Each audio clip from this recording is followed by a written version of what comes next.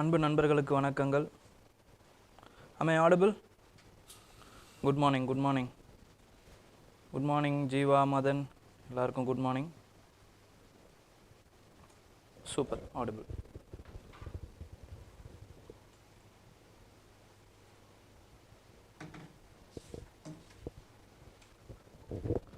சரி, இப்போ நம்ம we will go into September 7 அப்புறம் 9 அப்புறம் 10 நடுவில் 8 இருக்காது பிகாஸ் விநாயகர் சதுர்த்தி. ஸோ அதனால் வந்து வரல, கொஞ்சம் நியூஸ் பேப்பர் வரல, எடிஷன் வரல.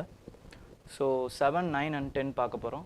அதில் என்னென்ன பார்க்க போகிறோம் அப்படின்னு பார்த்தீங்கன்னா வித் ரெஸ்பெக்ட் டு பேசிக்ஸ் அந்த எடிட்டோரியல்ஸ் பார்ப்போம். அதுக்கப்புறமா வழக்கம் போல் பிலிம்ஸ் சம்மந்தப்பட்டது பார்ப்போம். எடிட்டோரியலில் இன்றைக்கி சில பேசிக்கான சில விஷயங்களையும் பார்த்துட்டு ஒரு எடிட்டோரியலை பார்க்க போகிறோம், which is nothing but cyclone. ஓகேங்களா? சைக்ளோன்ஸ் பற்றி, ஏன்னா வந்து இது ரொம்ப இம்பார்ட்டண்ட்டான டாபிக். ஒவ்வொரு வருஷமும் இல்லைனா 2 வருஷத்துக்கு ஒரு வாட்டி சைக்ளோன்ஸ் பற்றி இல்லாத கொஷின் பேப்பரே இருக்காது. ஓகேங்களா? நீங்கள் எந்த கொஷின் பேப்பர் வேணாலும் எடுங்க, எந்த கொஷின் பேப்பர் வேணாலும்னா யூபிஎஸ்சி கண்டக்ட் பண்ணுற எல்லா கொஷின் பேப்பரையும் கூட எடுங்க. சிஏபிஎஃப் எடுங்க, அதுக்கப்புறமா வந்து இபிஎஃப்ஓ எடுங்க, அதுக்கப்புறமா வந்து யூபிஎஸ்சி இதையும் எடுங்க. 2 வருஷத்தில் ஏதோ ஒரு கொஷின் பேப்பரில் ஏதோ ஒரு இதில் வந்து சைக்ளோன்ஸ் பற்றியும் மான்சூன்ஸ் பற்றியும் அவங்க கொஷின்ஸ் கேட்டுக்கிட்டே இருப்பாங்க. அப்போது இந்த ஸ்டாட்டிக் இந்த சைக்ளோன்ஸ் பற்றி தெரிஞ்சுக்கிறது ரொம்ப ரொம்ப ரொம்ப இம்பார்ட்டண்ட். இப்போ இது என்ன, ஏன் இது நியூஸில் வந்திருக்கு அப்படின்னு பார்த்தீங்கன்னா, it is because of cyclone Asna. ஓகேங்களா? சைக்ளோன் ஆஸ்னா, அதில் ஒரு இம்பார்ட்டண்ட்டான டிஃப்ரென்ஷியேஷன் அண்ட் ஸ்பெஷாலிட்டி இருக்குது இந்த சைக்ளோனில். இது என்னன்றதை நான் பின்னாடி சொல்கிறேன். ஓகேங்களா? ஸோ ஃபஸ்ட்டு இம்பார்ட்டண்ட்டாக நம்ம என்ன தெரிஞ்சுக்கணும் அப்படின்னு பார்த்தீங்கன்னா, it is with respect to cyclone. Cyclone பற்றி ரொம்ப இம்பார்ட்டண்ட்டாக தெரிஞ்சுக்கணும். ஸோ சைக்ளோன் எப்படி சார் உருவாகுது, சைக்ளோன்ஸ் ஏன் உருவாகுது, எப்படி உருவாகுது? சைக்ளோன்ஸ்னு எடுத்துக்கிட்டிங்கன்னா 2 டைப் இருக்குங்க. சைக்ளோன்ஸ்னு நீங்கள் எடுத்துக்கிறீங்க அப்படின்னா there are 2 types of cyclones. First type of cyclone,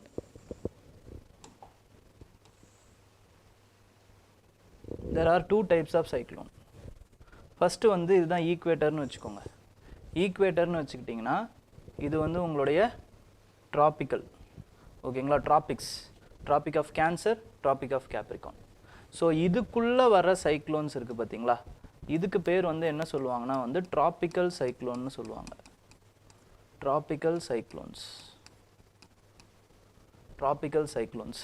இதுக்கு மேலே வர சைக்ளோன்ஸுக்கு பேர் வந்து டெம்பரேட் சைக்ளோன்ஸ்னு சொல்லுவாங்க. ஏன்னா இது டெம்பரேட் ரீஜனில் இருக்கிறதுனால இதை வந்து டெம்பரேட் சைக்ளோன்ஸ் அப்படின்னு சொல்லுவாங்க. Temperate cyclones. இந்த ட்ராபிக்கல் சைக்ளோன்ஸே வந்து நிறைய விதமாக வந்து சொல்லுவாங்க. ஓகேங்களா? அது என்னென்ன சொல்லுவாங்கன்னா, இந்தியாவில் வருது அப்படின்னா அது வந்து இந்தியாவில் வருதுன்னா அதுக்கு பேர் வந்து சைக்ளோன்ஸ்ன்னு தான் சொல்லுவாங்க. இதே வந்து அமெரிக்காவில் வருது, ஓகேங்களா, அதுக்கு பேர் வந்து ஹரிக்கேன்ஸ் அப்படின்னு சொல்லுவாங்க. ஹரிக்கேன்ஸ். அதுக்கப்புறமா அதாவது அமெரிக்கன் ரீஜன், மெக்சிகோ இந்த ஏரியாவில் வருது ஹரிக்கேன்ஸ். அதுக்கப்புறமா வந்து ஜாப்பனீஸ் இந்த ஏரியாலலாம் வருது அப்படின்னா டைக்கூன்ஸ்ன்னு சொல்லுவாங்க. கீழே வந்து ஆஸ்திரேலியன் ரீஜனில் வரும், அதுக்கு பேர் வந்து வில்லின்னு சொல்லுவாங்க. ஸோ இந்த மாதிரி வந்து ட்ராபிக்கல் சைக்ளோன்ஸே வந்து வேறு வேறு பேரில் சொல்லுவாங்க. ஆனால் அதோடைய தன்மைங்கிறது ஒன்று தான். பட் ட்ராபிக்கல் சைக்ளோன்ஸுக்கும் டெம்பரேட் சைக்ளோன்ஸுக்கும் கம்ப்ளீட்டாக வேறு இது இருக்கும். ஓகேங்களா? டிஃப்ரென்ஸே வேறு இருக்கும். இப்போ நம்ம ஆனால் ட்ராபிக்கல் சைக்ளோன் பற்றி தான் இன் டீட்டெயில்டாக பார்க்க போகிறோம். டெம்பரேட் சைக்ளோன் வரும் பொழுது இப்போ வேறு ஏதாவது ஒரு கரண்ட் அஃபேர்ஸில் வருதுன்னா அதையும் நம்ம வந்து ரொம்ப இன் டீட்டெயில்டாக பார்ப்போம். ஓகேங்களா? இப்போது ட்ராபிக்கல் சைக்ளோன்ஸுக்கு வருவோம். இது ஏன் ஃபஸ்ட்டு உருவாகுது, இதோடைய ப்ரீ கண்டிஷன்ஸ் என்ன அப்படின்னு பார்த்தீங்கன்னா, இந்த சைக்ளோன்ஸ் உருவாகிறதுக்கு ப்ரீ கண்டிஷனாக சில 4 இம்பார்ட்டண்ட்டான ஸ்டெப்ஸ் தேவை, 4 இம்பார்ட்டண்ட்டான கண்டிஷன்ஸ் தேவை. அது என்னன்னு பார்த்தீங்கன்னா, pre existing weak low pressure zone வந்து இருக்கணும். Pre existing low pressure zone இருக்கணும். அது எங்கே இருக்கணும் அப்படின்னு பார்த்தீங்கன்னா, இந்த வாட்டர் பாடியில் இருக்கணும். Pre existing low pressure zone, it should be in the water body. ஓகேங்களா? ஏன் வாட்டர் பாடினா, ஃபார் மாய்ஸ்சர் இருந்தால் மட்டும்தான் அது வந்து என்ன ஆகும்னு பார்த்தீங்கன்னா மழையாக வர முடியும். அதனால் வந்து இது ப்ரீ எக்ஸிஸ்டிங் லோ ப்ரெஷர் இருக்கணும், அது வாட்டர் பாடியில் இருக்கணும். லோ ப்ரெஷர் எப்போ உருவாகும் அப்படின்னா, லோ ப்ரெஷர் வந்து ஒரு இடத்துல உருவாகிறதுக்கு அதில் இன்டென்ஸ் ஈட்டிங் தேவை. ஒரு இடத்துல இன்டென்ஸ் ஈட்டிங் தேவை. அப்போ ஹீட் ஆகும்போது என்ன ஆகும் அப்படின்னு பார்த்தீங்கன்னா இந்த இருக்கக்கூடிய அந்த ஏர் மாலிகூல்ஸ் வந்து இட் வில் கோ அப். ஏன்னா வந்து அது வந்து லைட் ஆகும். ஓகேங்களா, இது ஆகும் பொழுது லைட்டாக மாறும். அந்த ஏர் மாலிகூல்ஸ் இருக்குது பார்த்தீங்களா, அது வந்து வேப்பரைஸ் ஆகும்போது என்ன ஆகும், மேலே வரும். இப்போ நீங்களே உங்களுடைய வாட்டரை வந்து பாயில் பண்ணுறீங்க, என்ன ஆகும், வேப்பராக மேலே தானே போகுது. அதே மாதிரி தான் பாயில் ஆகும்போது வேப்பர் வந்து மேலே போயிட்டே இருக்கும். அப்போ மேலே போக போக போக போக என்ன ஆகும் அப்படின்னு பார்த்தீங்கன்னா இந்த மாலிகூல்ஸ் வந்து கொஞ்சம் கொஞ்சமாக வந்து மேலே போகும்போது இதுவாகும். அதாவது வந்து எப்படி ஆகும் அப்படின்னு பார்த்தீங்கன்னா ரொம்ப கண்டென்ஸ் ஆகும். ஓகேங்களா, அப்போது அது வந்து கூலர் ஆகும். கூல் ஆகி என்ன ஆகும் அப்படின்னு பார்த்தீங்கன்னா மழையாக மறுபடியும் வந்து மழையாக ஆகாது, க்ளவுட்ஸ் ஃபார்ம் ஆகும். சைடில் க்ளவுட்ஸ் மாதிரி ஃபார்ம் ஆகும் இதுக்கு சைடில். ஓகேங்களா, க்ளவுட்ஸ் மாதிரி ஃபார்ம் ஆகி என்ன ஆகும்னு பார்த்தீங்கன்னா இதிலிருந்து மழை கண்டென்சேஷன் வரும். ஓகேங்களா, இதுதான் வந்து என்னன்னு பார்த்தீங்கன்னா இது ட்ராபிக்கல் சைக்ளோனுடைய அந்த பிக்சர். ஓகேங்களா, அப்போ நடுவில் என்ன இருக்கும் அப்படின்னு பார்த்தீங்கன்னா இதுக்கு பேர் வந்து ஹை ஆஃப் த சைக்ளோன்னு சொல்லுவாங்க. ஐ ஆஃப் த சைக்ளோன். இதுக்கு சைடில் இது ரெண்டுத்துக்கும் பேர் என்ன அப்படின்னு பார்த்தீங்கன்னா சைக்ளோன் வால்ஸ்ன்னு சொல்லுவாங்க. ஓகேங்களா, wall of the cyclone. Okay, இதுக்கு ரெண்டுத்துக்கும் சைடில் இருக்கிறது இதுதான் குமுலோனிம்பஸ் கிளவுட். Cumulonimbus cloud. இந்த கிளவுட்ல இருந்து தான் என்ன ஆகும்னு பார்த்தீங்கன்னா மழையாக வரும். ஓகே, இது ஏன் வருது அப்படின்னு பார்த்தீங்கன்னா இதில் ஒரு விஷயம் இருக்குங்க. இப்போது லோ ப்ரெஷர் இருக்கா, லோ ப்ரெஷர் இருக்குன்னா ஏர் வந்து என்ன ஆகும் அப்படின்னு பார்த்தீங்கன்னா எப்பயுமே ஹை ப்ரெஷர்லேருந்து லோ ப்ரெஷருக்கு போகும். ஓகே, இந்த ஏர் வந்து இப்படி மேலே போதா, இங்கே வந்து அப்போ என்ன ஆகும், வேக்யூம் ஆகும். இந்த வேக்யூமை ஃபில் பண்ணுறது எங்கேருந்து, பக்கத்தில் இருக்கக்கூடிய ஹை ப்ரெஷர்லேருந்து எல்லா இடத்துலேருந்தும் உங்களுக்கு வந்து ஏர் வந்து வரும், ரஷ் ஆகும். ரஷ் ஆகி ஃபில்லப் ஆகிறதுக்கு ரஷ் ஆகும். அப்போது இன்னொரு எக்ஸிஸ்டிங் கண்டிஷன் என்ன அப்படின்னு பார்த்தீங்கன்னா இந்த ஏர் சுற்றணும்ல, அது எப்படி சுற்றுது அப்படின்னு பார்த்தீங்கன்னா it is because of a force called as Coriolis force. Coriolis force. ஓகேங்களா, இந்த கோரியாலிசிஸ் ஃபோர்ஸ் பற்றியும் நீங்கள் ரொம்ப இம்பார்ட்டண்ட்டாக தெரிஞ்சுக்கணும். இப்போது கோரியாலிசிஸ் ஃபோர்ஸ் பற்றி ஒரு சின்ன இன்ட்ரொடக்ஷன் கொடுக்குறேன். குளோப் இருக்குது. ஓகேங்களா, இது ஸ்பிராய்டாக இருக்குது. ஓகேங்களா, ஸ்பிராய்டாக இருக்குது இது. அப்போது இந்த இடம் இருக்குது பார்த்தீங்களா, ஈக்குவேட்டர். இந்த ஈக்குவேட்டர் வந்து எப்படி சுற்றுன்னு பார்த்தீங்கன்னா கொஞ்சம் பொறுமையாக சுற்றும். ஓகேங்களா, ஆனால் இந்த போல் வந்து இதே மாதிரியே சுற்றணும் அப்படின்னா இது கொஞ்சம் வேகமாக சுற்றணும். ஈக்குவேட்டருடைய அந்த இதுக்கு வேகமாக சுற்றணும். எங்கேருந்து எங்கே போகும், வெஸ்ட்லேருந்து ஈஸ்ட்டுக்கு பூமி வந்து சுற்றுது.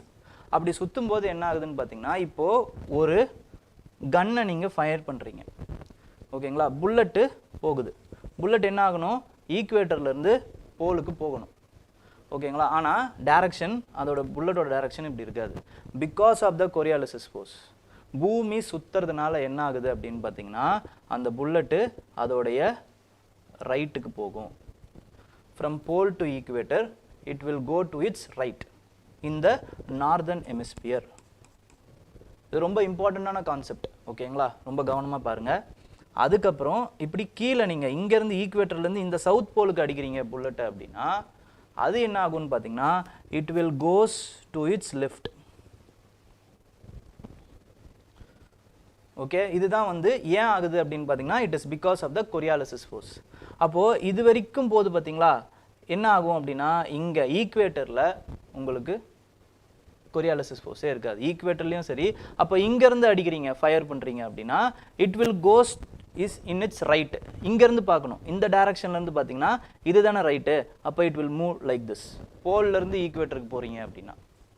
ஓகேங்களா, ஸோ இதுதான் வந்து என்னன்னு பார்த்தீங்கன்னா கோரியாலிசிஸ் ஃபோர்ஸ் அப்படின்னு சொல்லுவாங்க. எதனால் இது ஆகுது, for rotation of the earth. Rotation of the earth. இப்படி போயிட்டே இருக்கீங்க, ஒரு ஃபோர்ஸ் வந்து சடனாக உங்களை இப்படி தள்ளுது, இப்படி போயிடுறீங்க. பிகாஸ் எதனால், இந்த ஃபோர்ஸ் எதனால் வருது, ஏன்னா வந்து ரொட்டேஷன் ஆஃப் த எர்த்னால வருது. இப்போது அதே மாதிரியே இங்கே வாங்க. இப்போது இந்த ஏர் வந்து எல்லா டைரக்ஷன்ல இருந்தும் இங்கே வந்து ஃபில்லப் ஆகிறதுக்கு வருதுங்க. வருதா, வரும்போது என்ன ஆகும், இந்த northern hemisphere it will move towards is right hand side. அப்போது இந்த ஏர் இப்படி ஃபில் ஆகணும்னு வரும் பொழுது என்ன ஆகும்னு பார்த்தீங்கன்னா கோரியாலிசிஸ் ஃபோர்ஸ்னால it will go like this. இந்த ஃபில் ஆகணும்னு இப்படி வரும்போது it will go like this. Fill ஆகணும்னு வரும்போது கோ லைக் திஸ். ஃபில் ஆகணும்னு வரும்போது கோ like this.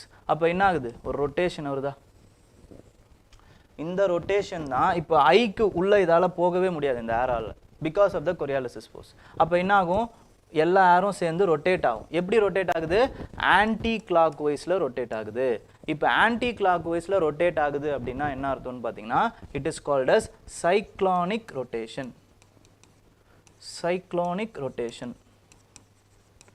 This will happen in the northern hemisphere. Anti-clockwise la northern hemisphere லையும் southern hemisphere ல clockwise லையும் ஆகும். ஏன்னா வந்து டிஃப்ளெக்ட் ஆகிறது கொரியாலிசிஸ் ஃபோர்ஸ்னால அதோட லெஃப்ட்ல டிஃப்ளெக்ட் ஆகுறதுனால clockwise-ல ரொட்டேட் ஆகும் சைக்ளோனிக் ஃபார்மேஷன். ஓகேங்களா, ஏதோ ஒன்று ஞாபகம் வச்சுக்கோங்க, இன்னொன்று உங்களுக்கு ஈஸியாக தெரிஞ்சிடும். ஸோ இதனால தான் மனப்பாடம் பண்ணக்கூடாது, எப்பயுமே வந்து கான்செப்சுவலாக நீங்கள் புரிஞ்சுக்கணும். ஓகேங்களா, இன்னும் வந்து டீட்டெயில்டாக வந்து நம்ம ஃபவுண்டேஷன் கிளாஸில் வந்து ஜாகிரஃபியில் இதை சொல்லி கொடுப்பாங்க. பட் இந்த கான்செப்ட் புரிஞ்சுக்கிறதுக்காக நான் கொஞ்சம் மேலோட்டமாக சொல்கிறேன் உங்களுக்கு. ஓகேங்களா, அப்போ என்ன ஆகுதுன்னு பார்த்தீங்கன்னா மறுபடியும் இது அப்படியே இந்த சைக்ளோனிக் ஃபார்மேஷன் இப்படியே மேலே போயிட்டே இருக்கும். ஏன்னா இந்த லோ ப்ரெஷர் வந்து என்ன ஆகும், ஃபர்தர் இன்டென்ஸ் ஆகும் ஹீட்டிங்னால திருப்பி மேலே போயிட்டே இருக்கும் இந்த ஏர். அப்போது இன்னொரு ஒரு ப்ரீ எக்ஸிஸ்டிங் கண்டிஷன் என்னன்னு பார்த்தீங்கன்னா வீக் லோ ப்ரெஷர் இருக்கணும், வீக் லோ ப்ரெஷர் ஜோன் இருக்கணும். அதுக்கப்புறமா வந்து இன்னொரு ஒரு pre existing condition there should be a Coriolis force. அதனால தான் சைக்ளோன்ஸ் ஈக்குவேட்டரில் ஃபார்ம் ஆகாது. என்ன தான் இன்டென்ஸ் ஹீட்டிங் இருந்தாலுமே கன்வெக்டிவ் கரண்ட் மாதிரி மேலே போயிட்டு அங்கேயே வந்து க்ளவுட் ஃபார்ம் ஆகி அப்படியே கீழே கொட்டிடும். ஓகேங்களா, அதனால ஈக்குவேட்டரில் ஃபார்ம் ஆகாது. ஓகே, ஸோ இது வந்து கொரியாலிசிஸ் ஃபோர்ஸும் நமக்கு தேவை, வீக் இதுவும் தேவை. அதே மாதிரி என்ன தேவை அப்படின்னு பார்த்தீங்கன்னா there should be relatively equal surface winds. ஓகேங்களா, விண்டு ஷியர் அப்படின்னு சொல்லுவாங்க. விண்டு ஷியர் அப்படின்னா இப்போ this is the surface. Okay, and this is called as first wind 1, surface wind 1. ஓகேங்களா, விண்டு 1. அதுக்கப்புறம் இதுக்கு மேலே கொஞ்சம் மேலே வந்து சர்ஃபேஸ் விண்டு 2. இந்த ரெண்டு விண்டுக்குமான அந்த ஃபோர்ஸ் எப்படி இருக்கணும் அப்படின்னு பார்த்தீங்கன்னா it should B nearly equal surface wind and upper wind இருக்கணும். இல்லைன்னா என்ன ஆகும், இது வந்து 30 டிகிரியில் 30 km/h அடிக்குது, இது வந்து ஒரு 400 km/h அடிக்குதுன்னு வச்சுக்கோங்களேன். இப்போது இங்கே ஃபார்ம் ஆகிற க்ளவுட்ஸ் வந்து இங்கே ஃபார்ம் ஆகும்ல, இந்த க்ளவுட்ஸை இதை அடிச்சுட்டு போயிடும். அப்போ அடிச்சுட்டு போயிடுதுன்னா என்ன ஆகும், க்ளவுட் ஃபார்மேஷன் நடக்காது, சைக்ளோன் ஃபார்மேஷன் நடக்காது. அப்போது சர்ஃபேஸ் விண்டும் மேலே இருக்கிற விண்டு ஷியருமே வந்து ஈக்குவல். இதுவும் 30 டிகிரியில் இருக்குன்னா இது ஒரு 40 km இருக்கணும். 30 km/h அடிக்குதுன்னா இது ஒரு 40 km/h அடிச்சுது அப்படின்னா then there will be a cyclonic formation. ஓகேங்களா, இதெல்லாம் ரொம்ப ரொம்ப ப்ரீ எக்ஸிஸ்டிங் கண்டிஷன்ஸ். ஓகேங்களா, இன்னொரு ஒரு இம்பார்ட்டண்ட்டான கண்டிஷன் வந்து கொரியாலிசிஸ் ஃபோர்ஸ். அதுக்கப்புறமா வந்து இந்த வீக் லோ ப்ரெஷர் உருவாகிறதுக்கு என்ன தேவை அப்படின்னு பார்த்தீங்கன்னா the temperature should be more than 27 degrees Celsius. ஓகேங்களா, the temperature should be more than 27 degrees Celsius. இப்போது நம்ம என்ன பண்ணுறோம் அப்படின்னா வந்து இதுக்கு வரும் ரொம்ப இதுவாக இருக்குது, இதில் கொஞ்சம் வரைஞ்சிட்றேன். ஓகேங்களா, there is a low pressure and there is a circulation like this. அதுக்கப்புறமா வந்து there is a cloud. ஓகேங்களா, cloud formation இருக்குது. இப்போது என்ன ஆகுதுன்னு பாருங்கள், there is a intense heat. இங்கே வந்து என்ன ஆகுது அப்படின்னு பார்த்தீங்கன்னா மேலே போக போக போக there is a condensation ஆகும்போது கூல் ஆகி cloud formation ஆகுதா, cloud formation ஆகுது. இங்கேயும் அதே மாதிரி ஆகுது cloud formation. ஆனால் இங்கே என்ன ஆகும் அப்படின்னு பார்த்தீங்கன்னா there is a succession of air. ஏர் வந்து உள்ளே இழுக்கும். ஐயில் வந்து என்ன ஆகும்னு பார்த்தீங்கன்னா ஏர் வந்து உள்ளே இழுக்கும். ஏன் இழுக்குது அப்படின்னா மேலே போக போக there is a latent heat of condensation சொல்லுவாங்க. இப்போது இதுவும் ஒரு இம்பார்ட்டண்டான கான்செப்ட் தான், பட் ஒரு ஜாகிரஃபியை நடத்துகிற மாதிரி ஆகிடும் இதெல்லாம் நடத்தணும் அப்படின்னா. இப்போ ஏர் வந்து இப்போது இது ஒரு ஏர் மாலிகுலுங்க. இது வந்து என்ன ஆகுது அப்படின்னு பார்த்தீங்கன்னா ஹீட் ஆகுது. ஹீட் ஆகும்போது லைட்டர் ஆகும், அதாவது வந்து எக்ஸ்பேண்ட் ஆகும். எக்ஸ்பேண்ட் ஆச்சுன்னா என்ன ஆகும், பலூனை நீங்கள் ஊதுறீங்க, எக்ஸ்பேண்ட் ஆகுது அப்படின்னும் போது இட் வில் கோ அப். ஓகேங்களா, அப்போ மேலே போக போக என்ன ஆகும் அப்படின்னு பார்த்தீங்கன்னா அது வந்து கூல் ஆகும். ஏன்னா வந்து ஹையர் ஆல்டிடியூடில் உங்களுக்கு வந்து என்ன ஆகுது, ஹையர் ஆல்டிடியூடில் வந்து உங்களுக்கு வந்து மாய்ஸ்சர் நிறைய இருக்கும். ஸோ வந்து பிக்கப் ஆகுது. அப்போ மறுபடியும் இது சுருங்குது. சுருங்கும்போது there is a condensation, அதாவது ஏர் வந்து என்ன ஆகுது அப்படின்னு பார்த்தீங்கன்னா வாட்டராக மாறுது. அப்போ வாட்டராக மாறும்போது it will release the heat வந்து ரிலீஸ் பண்ணும். ஓகேங்களா? அப்போ அது ஏன்னா அது ஒரு கெமிக்கல் ப்ராசஸ் தானே, ஒரு இடத்துல இருந்து இன்னொரு ஒரு ஃபிசிக்கல் ப்ராசஸ் ட்ரான்ஸ்ஃபர் ஆகுதுல்ல, அதனால வந்து அதுக்கு அதோடைய ரிசல்டண்ட்டாக ஒரு ஹீட்டை ரிலீஸ் பண்ணும். அதுதான் லேட்டன்ட் ஹீட்டுன்னு சொல்லுவாங்க. அதாவது வந்து ஹிடன் ஹீட், அதுக்கு உள்ளே இருக்கக்கூடிய ஹிடன் ஹீட்டை வந்து ரிலீஸ் பண்ணும். அந்த மாதிரி ஒவ்வொன்றும் ரிலீஸ் ஆகும்போது இங்கே வந்து எப்பயுமே ஹையில் எப்பயுமே வந்து என்ன இருக்கும்னு பார்த்தீங்கன்னா there will be more temperature வந்து ஹையராக இருக்கும். ஓகேங்களா? டெம்பரேச்சர் ஹையராக இருக்கும் பொழுது என்ன ஆகுதுன்னா இது ஒரு யூபிஎஸ்சியில் ஒரு கொஸ்டினாகவே கேட்டாங்க. த high region will be less, there will be a less temperature in the high region மாதிரி ஒரு கொஸ்டின் கேட்டாங்க. then it is a false statement. ஏன்னா வந்து ஹையில் தான் எப்பயுமே சரௌண்டிங்கை விட ஹை வாலை விட உள்ளே தான் வந்து எப்பயுமே வந்து டெம்பரேச்சர் அதிகமாக இருக்கும். டெம்பரேச்சர் அதிகமாக இருக்கிறதுனால உள்ளே வந்து அந்த இது எப்பயுமே என்ன ஆகும்னு பார்த்தீங்கன்னா சக் பண்ணி திருப்பி வந்து என்ன பண்ணுன்னு பார்த்தீங்கன்னா இது வந்து இன்டென்ஸ் பண்ணும். கீழே லோ ப்ரெஷரை வந்து இன்டென்ஸ் பண்ணுது. ஓகேங்களா? இன்டென்ஸ் பண்ண திருப்பி என்ன பண்ணுன்னு பார்த்தீங்கன்னா இது இன்னும் கம்மியாகும், மறுபடியும் வந்து மேலே போகும், மறுபடியும் இது வந்து பக்கத்தில் இருக்கிற காற்றெல்லாம் வந்து ஸ்வெல் ஆகும். ஸோ இப்படி தான் வந்து என்ன ஆகுது அப்படின்னு பார்த்தீங்கன்னா this will act as a heat engine as long as the cyclones reside in the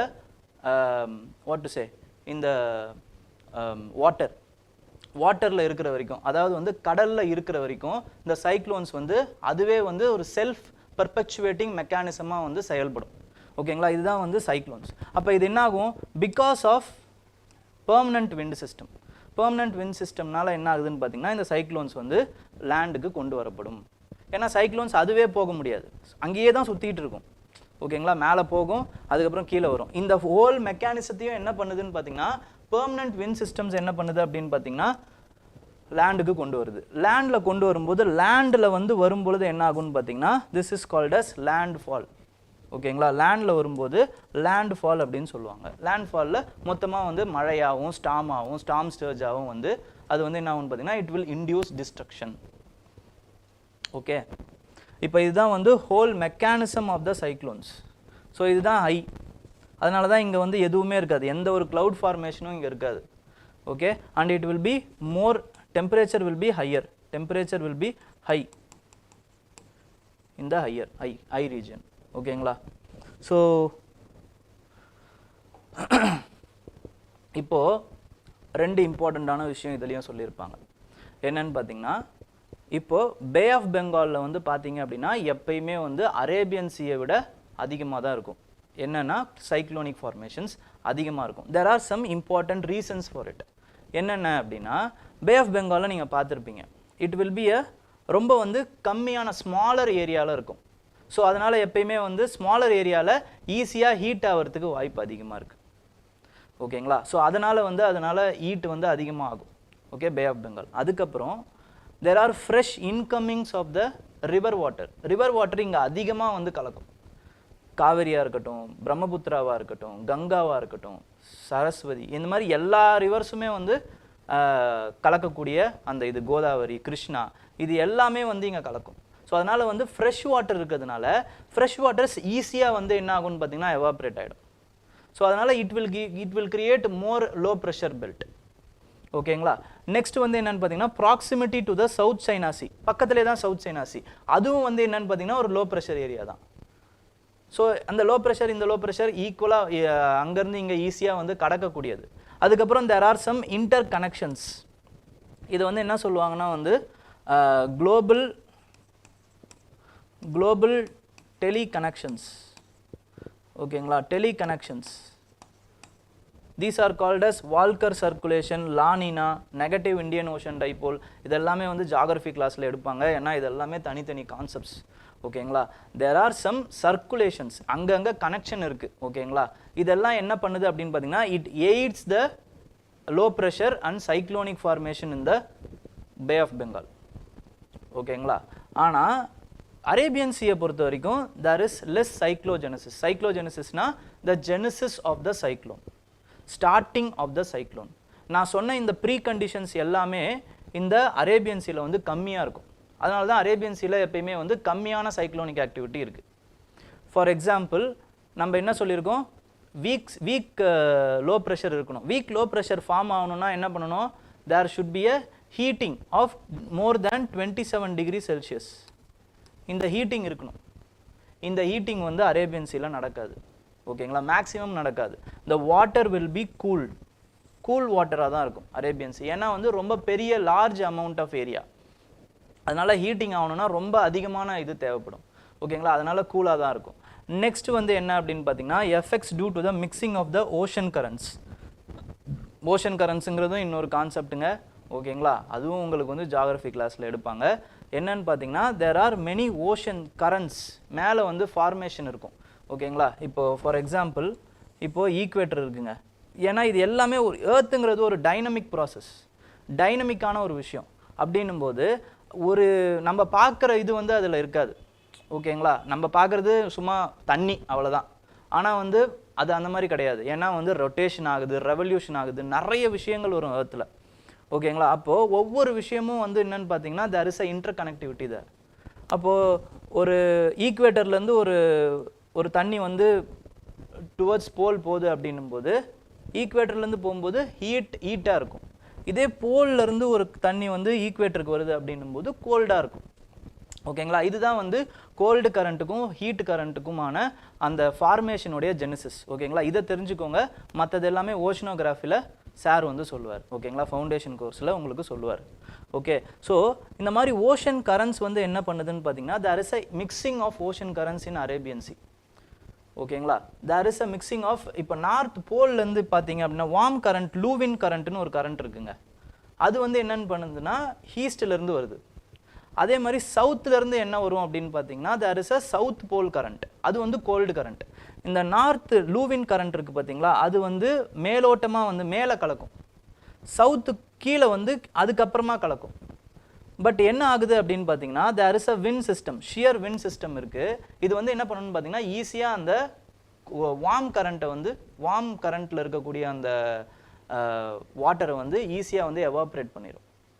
அப்போ மிச்சம் இருக்கிறது கூல் கரண்ட் தான். அதனால வாட்டர் கோல்டாக இருக்கும். ஓகே, நெக்ஸ்ட் வந்து என்னென்னு பார்த்தீங்கன்னா there is a large wind shear. நான் ஆல்ரெடி என்ன சொல்லியிருக்கேன், விண்ட் ஷியர் வந்து இருக்கக்கூடாதுன்னு சொல்லியிருக்கேன். பட் இங்கே பார்த்தீங்க அப்படின்னா சொமாலி ஜெட் ஸ்ட்ரீம்னு ஒரு ஜெட் ஸ்ட்ரீம் இருக்குது. Jet stream is also another important concept. Okay, சொமாலிலேருந்து ஒரு ஜெட் ஸ்ட்ரீம் வரும்.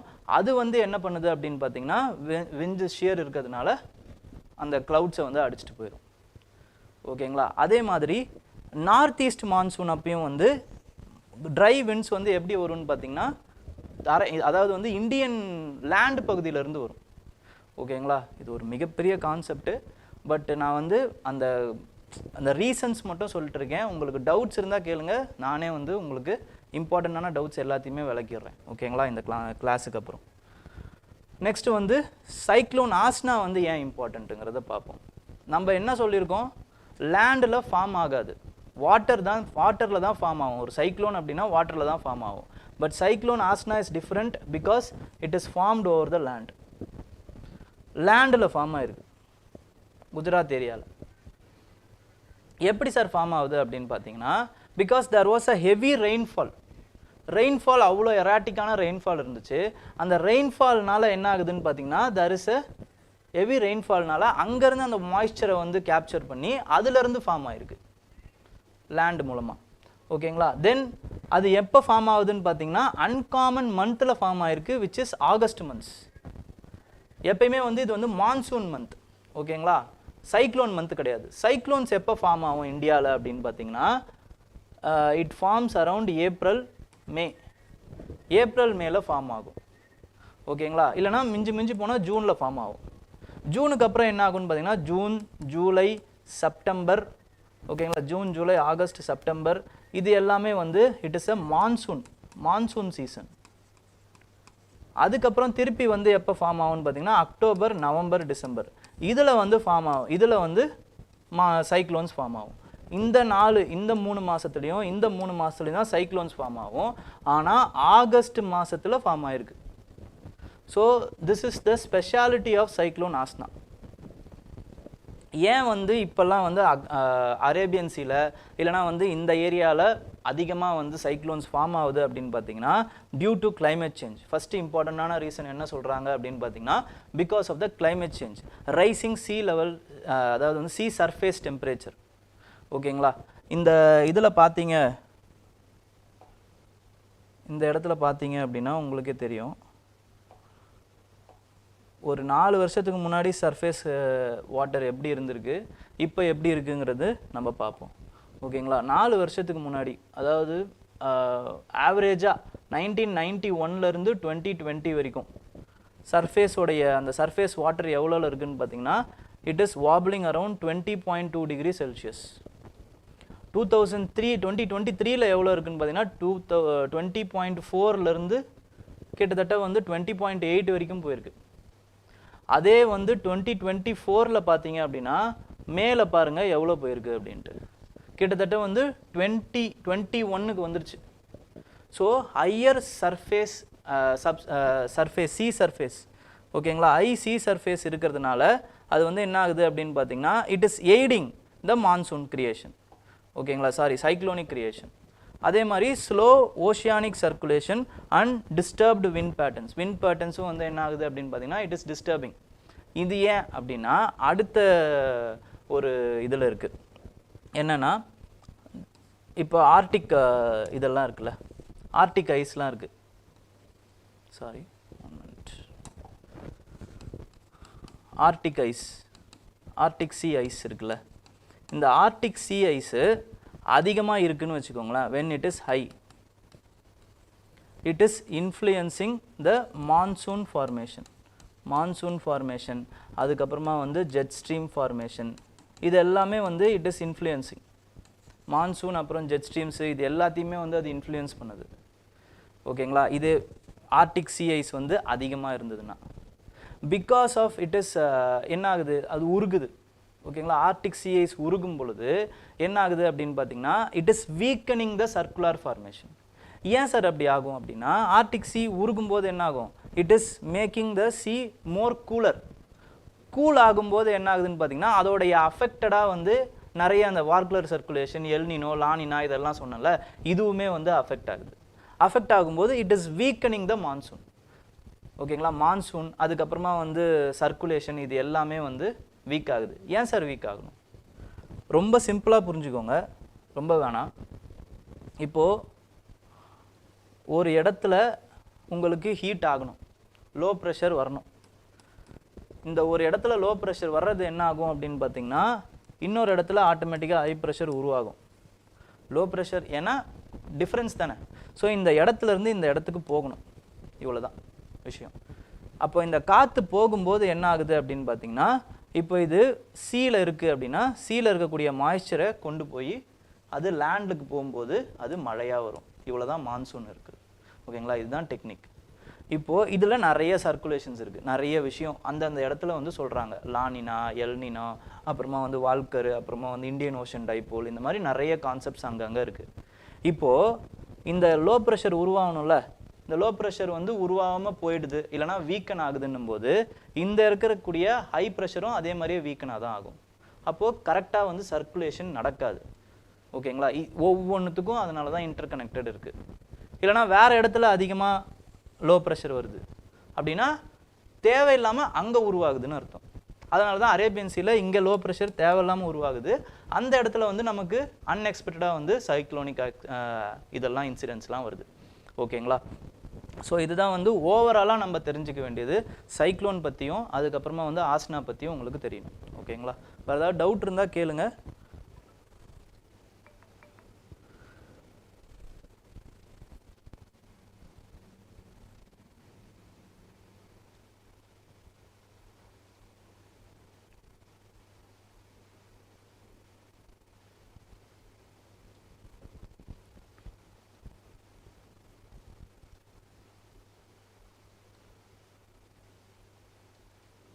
Very happy morning. கொரியாலிசிஸ் ஃபோர்ஸ்லாம் உங்களுக்கு போக போக உங்களுக்கே தானாக புரிஞ்சிடும்.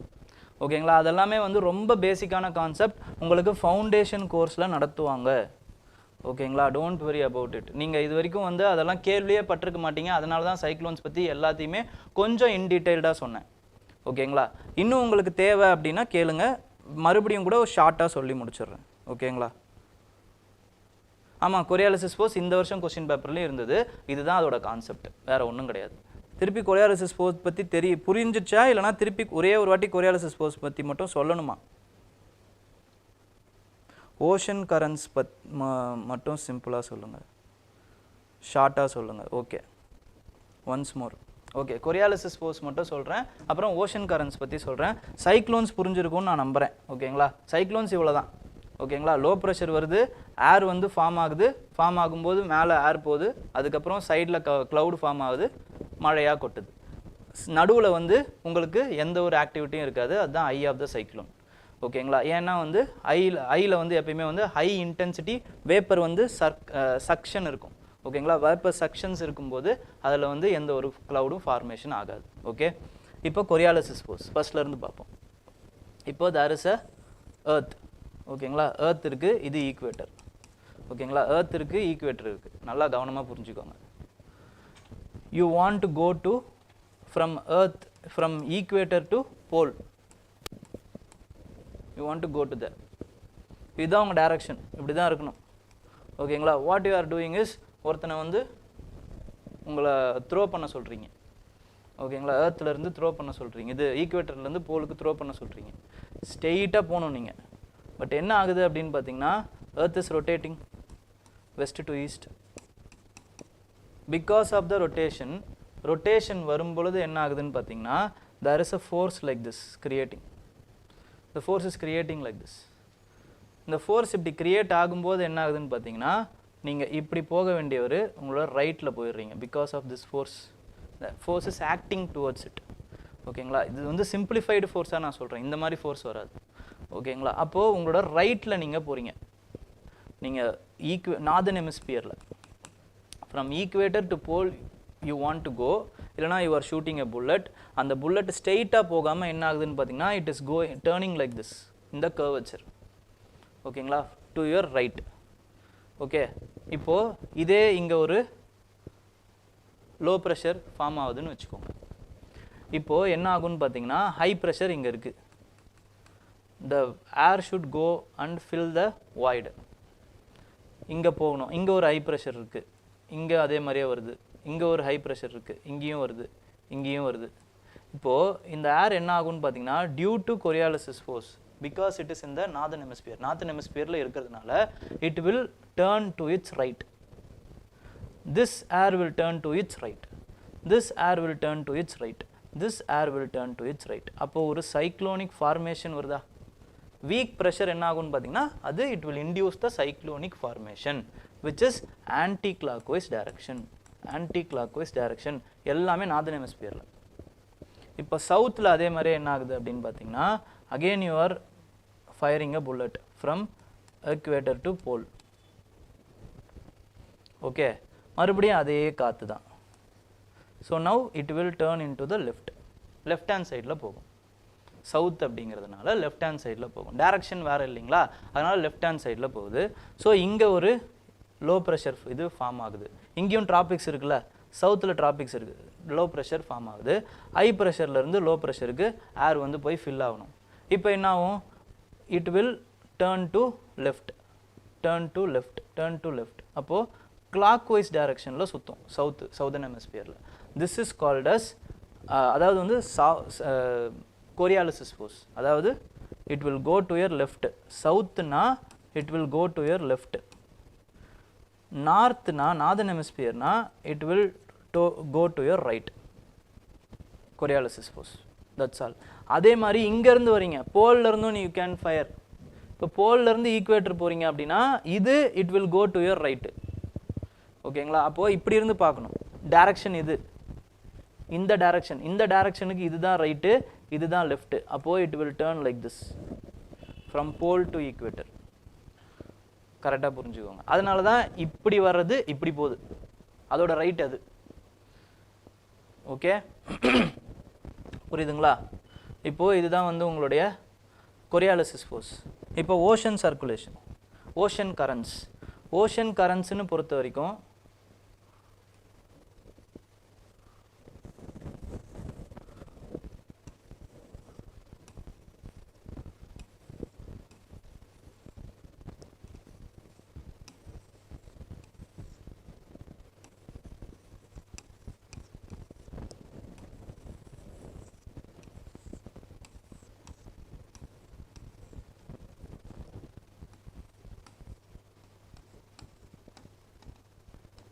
okay, so equator will be probably like this, tropics will be like this, okay, this is world map. So because of the rotation இருக்கிறதுனால என்ன ஆகுது அப்படினு பாத்தீங்கன்னா அந்த வாட்டர் வந்து ஸ்டாக்னட்டா இருக்க முடியாது. ஓகேங்களா, ஓஷன்ல வாட்டர் வந்து ஸ்டாக்னட்டா இருக்க முடியாது. இப்போ நீங்க டம்ளர் இருக்கு, சுத்துறீங்க, என்ன ஆகும்? வாட்டர் வந்து சுத்துமா? அதே மாதிரி தானே அர்த்தம். ஓகேங்களா, அப்போ அந்த எர்த்தே சுத்தும் போது வாட்டர் இங்கேயே வந்து இருக்காது, இங்க இருந்து இங்கேயோ இல்லை இங்க இருந்து இங்கேயோ மூவ் ஆகும். ஓகே, மூவ் ஆகும்போது வாட்டர் வந்து it will be guided by the wind systems. ஓகேங்களா, விண்ட் சிஸ்டம், விண்ட் எப்படி மூவ் ஆகும்? லோ ப்ரெஷர்ல இருந்து ஹை ப்ரெஷருக்கு மூவ் ஆகும். லோ ப்ரெஷர் இங்கே தான் வரும், ஈக்குவேட்டரில் லோ ப்ரெஷர் இருக்கும், ஏன்னா இன்டென்ஸ் ஹீட்டிங் இருக்குது. அப்போ ஈஸியாக வந்து எவாப்ரேஷன் இருக்கும். அப்போது இங்கேருந்து என்ன ஆகும்னு பார்த்தீங்கன்னா, அப்போது இந்த ட்ராபிக்ஸ்லேருந்து ஈக்குவேட்டருக்கு வந்து ஏரை ஃபில் பண்ண வரும். அப்போ ஃபில் பண்ண வரும்போது இப்போது இங்கே இருக்கக்கூடிய அந்த வாட்டர்லாம் எப்படி மூவ் ஆகும்? இப்படி மூவ் ஆகும். ஓகேங்களா, இப்படி ஒவ்வொரு இடத்துலேருந்து இன்னொரு இடத்துக்கு போகுது. அப்போ ட்ராபிக்ஸ்லேருந்து ஈக்குவேட்டருக்கு வர வாட்டர் எப்படி இருக்கும்? லைட்டாக கூலராக இருக்கும். அதே வந்து இங்கேருந்து இங்கே போகிற வாட்டர் எப்படி இருக்கும்? லைட்டாக வார்மராக இருக்கும். போல்லேருந்து இங்கே வர வாட்டர் எப்படி இருக்கும்? கூலராக இருக்கும். அதுதான் கோல்டு கரண்ட். இங்கேருந்து வர வாட்டர் கோல்டாக இருக்கும், இங்கேருந்து போகிற வாட்டர் வார்மாக இருக்கும். இதுதான் கோல்டு கரண்ட், வார்ம் கரண்ட். ஓகேங்களா, அந்த டெம்பரேச்சரை வச்சு சொல்கிறாங்க, இவ்வளோதான். ஓகேங்களா, இந்த மாதிரி சில கரண்ட்ஸ் வந்து ரொட்டேஷனில் இருந்துக்கிட்டே இருக்கும். நிறைய கரண்ட்ஸ் இருக்குது அந்த மாதிரி. ஃபார் எக்ஸாம்பிள் ஜப்பானில் பார்த்தீங்கன்னா ஓயோஷியோ கரண்ட் அப்படின்னு வரும். அதுக்கப்புறமா வந்து இங்கே வந்து there is a current which is called as Humboldt current. இந்த ஹம்போல்ட் கரண்ட் தான் கோல்டு கரண்ட்டாக இருக்கும். இந்த கோல்டு கரண்ட் தான் என்ன ஆகும்னு பார்த்தீங்கன்னா லானினா அப்படிங்கிற அந்த ஃபார்மேஷன் அப்போ வார்ம் கரண்ட்டாக மாறும். ஓகேங்களா, இது எல்லாமே வந்து ஜாகிரஃபியில் உங்களுக்கு தெளிவாக புரிய வைப்பாங்க. ஓகேங்களா, இதுதான் வந்து ஓஷியானிக் சர்க்குலேஷன்ஸ்னு சொல்லுவாங்க. ஒவ்வொரு கரண்ட்டும் ஒவ்வொரு மாதிரி ஃபார்ம் ஆகும் because of the rotation of the earth. அது மட்டும் காரணம் இல்லை, ரொட்டேஷன் ஆஃப் த எர்த் வந்து ஒரு மிகப்பெரிய இம்பார்ட்டண்ட்டான காரணம். ஓகேங்களா, புரிஞ்சிச்சிங்களா?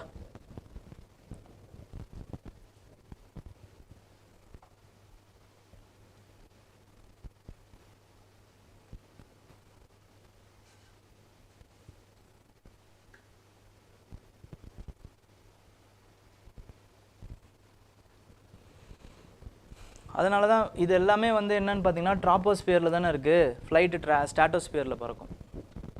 அங்கே வந்து உங்களுக்கு எந்த ஒரு இது க்ளவுட் ஃபார்மேஷன்ஸ் அந்த மாதிரி எதுவும் இருக்காது. ஓகே, மேக்ஸிமம் இருக்காது, ஹிண்ட்ரன்ஸ் இல்லாமல் பறக்கும் ஃப்ளைட்டு. ஓகேங்களா, அங்கே வந்து லைட்டாக வந்து என்ன இருக்குன்னு பார்த்தீங்கன்னா ஜெட் ஸ்ட்ரீம்ஸ் மட்டும் இருக்கும். ராஸ்பி வேவ்ஸ் அப்படின்னு சொல்லுவாங்க, ஜெட் ஸ்ட்ரீம்ஸ். ஓகேங்களா, அது மட்டும் இருக்கும், மற்றபடி வேறு எதுவும் இருக்காது. ஓகே, ஸோ ஏன் வந்து லேண்டில் ஃபார்ம் ஆச்சு அப்படின்னு பார்த்தீங்கன்னா சைக்ளோன் ஃபார்ம் ஆகிறதுக்கு மாய்ஸ்சரும் தேவை. மாய்ஸ்சர், அதனால தான் அது வந்து சீலையே ஃபார்ம் ஆகுது. ரொம்ப அதிகமான மழை பெஞ்சதுனால அதனால ஏன் அதிகமாக எராட்டிக் ரெயின்ஃபால்ஸ் ஏன் வருது? Because of the climate change. Climate சேஞ்ச்னால வந்து அதிகமாக மழை பெஞ்சதுனால என்ன ஆயிடுச்சு அப்படின்னு பார்த்தீங்கன்னா there is more moisture content. அந்த மாய்ஸ்சர் கண்டென்ட் என்ன ஆயிடுச்சு அப்படின்னு பார்த்தீங்கன்னா it aided low pressure, intense heating aided low ப்ரெஷர்னால லேண்ட்லேயே ஃபார்ம் ஆயிடுச்சு. லேண்டில் ஃபார்ம் ஆகி அப்படியே வந்து என்ன ஆச்சு அப்படின்னு பார்த்தீங்கன்னா கடலில் கலந்துருச்சு. கடல்லேருந்து திருப்பி வந்து டுவர்ட்ஸ் அரேபியன் சீல திருப்பி இப்படி போக ஆரம்பிச்சிருச்சு. இப்போ என்னன்றதை பார்க்கணும் அது. ஓகேங்களா, ஆஸ்னா எப்படி இதுவாயிடுச்சு, இப்போ லேண்ட்ஃபால் மறுபடியும் அது எப்படி மாறும், அது எல்லாத்தையுமே நம்ம வி ஹேவ் டு சி. அதனால தான் இது வந்து ரொம்ப special. Asna because why it is special? It is special because it formed in the land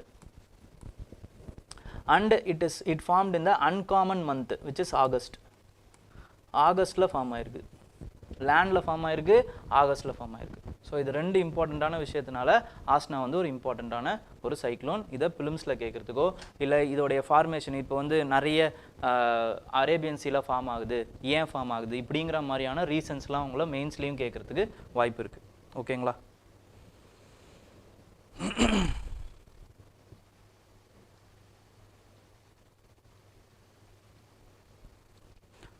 El Niño பற்றி கேட்டிருந்தாங்க. ஓஷன் கரண்ட்ஸ் அதான் ஓஷன் கரண்ட்ஸோட இதுதான் கரெக்ஷன் தான் அது.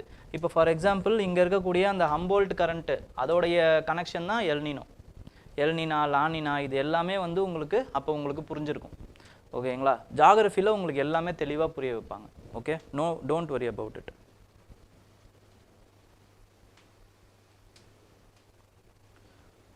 பே ஆஃப் பெங்கால் எங்கே இருக்குது உங்களுக்கு? நார்தர்ன் ஹெமிஸ்பியரில் தானே இருக்குது. அப்புறம் எப்படி உங்களுக்கு கிளாக் வைஸில் சுற்றும்? கிளாக் வைஸில் சுற்றுது அப்படின்னா நார்தர்ன் ஹெமிஸ்பியரில் ஆன்டி சைக்ளோனிக் சர்க்குலேஷன் அர்த்தம். இது நார்தர்ன் ஹெமிஸ்பியரில் ஆன்டி கிளாக் வைஸில் சுற்றுது அப்படின்னா சைக்ளோனிக் சர்க்குலேஷன் அர்த்தம். ஓகேங்களா? இது மட்டும் ஞாபகம் வச்சுக்கோங்க. அதாவது இந்த டேபிளர் காலம் மட்டும் ஞாபகம் வச்சுக்கோங்க.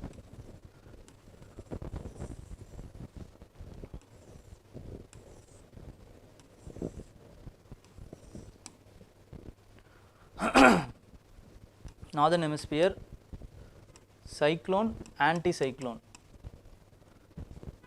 anti-clockwise.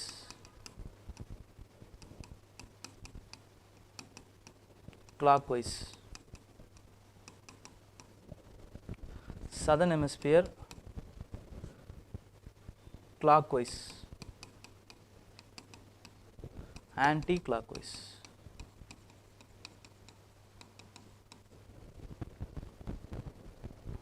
ஓகே, ஸோ இதை மட்டும் நல்லா ஞாபகம் வச்சுக்கோங்க.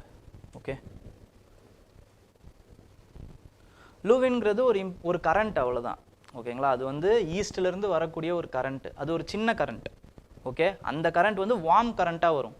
அந்த வார்ம் கரண்ட் வந்து மேலே படியும். எப்பயுமே வார்ம் வாட்டர்ஸ் எப்பயுமே மேலே தான் இருக்கும், கோல்டு வாட்டர்ஸ் கீழே இருக்கும். ஏன் கோல்டு வாட்டர்ஸ் கீழே இருக்குது? ஏன்னா வந்து ரொம்ப தடிமனாக இருக்கும், டென்சிட்டி அதிகமாக இருக்கும்.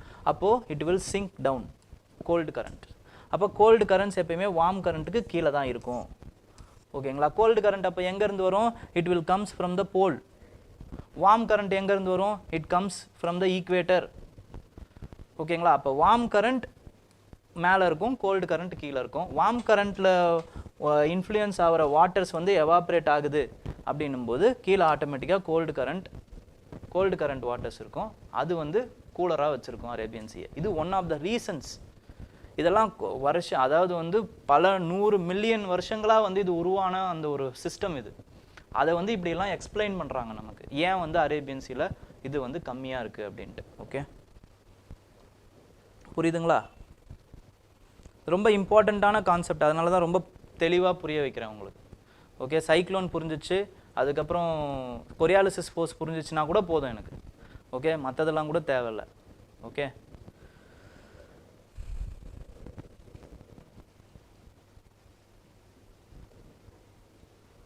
ரைட். இப்போ அடுத்து வந்து it is going to be with respect to striking fiscal deficit. Fiscal deficit வந்து it should have fiscal prudence அப்படிங்கிற மாதிரி சொல்கிறாங்க. ஃபிஸ்கல் டெஃபிசிட்டு, ஃபிஸ்கல் ப்ரூடன்ஸு, இதெல்லாமே வந்து டெக்னிக்கல் வார்த்தை தான். இதுக்கும் வந்து உங்களுக்கு கொஞ்சம் விளக்கம் தேவைப்படுது. ஓகேங்களா? கரண்ட் அஃபேர்ஸுங்கிற பேரில் நம்ம ஸ்டாட்டிக் தான் பார்க்குறோம். ஓகேங்களா? First of all, fiscal deficit.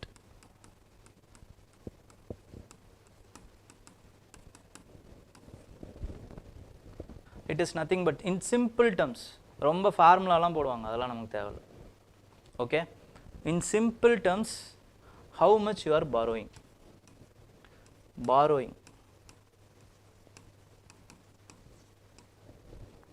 இவ்வளோதான். இந்த பாரோயிங் எவ்வளோ இருக்குங்கிறத தெரிஞ்சுக்கிறது தான் என்னன்னு பார்த்தீங்கன்னா உங்களுடைய ஃபிஸ்கல் டெஃபிசிட். அப்போ டெப்ட் கிரியேட்டிங் ரெவென்யூஸ், இவ்வளோ தான் விஷயம். இந்த டெப்ட் கிரியேட்டிங் ரெவென்யூஸை தான் நீங்கள் பாரோயிங்ஸில் ஃபிஸ்கல் டெஃபிசிட்டில் தெரிஞ்சுக்கிறீங்க. தேர் இஸ் அ பட்ஜெட்டில் எப்பயுமே என்ன இருக்கும்? இட் வில் பி ரெவென்யூ இருக்கும், அது எக்ஸ்பெண்டிச்சர் இருக்கணும்.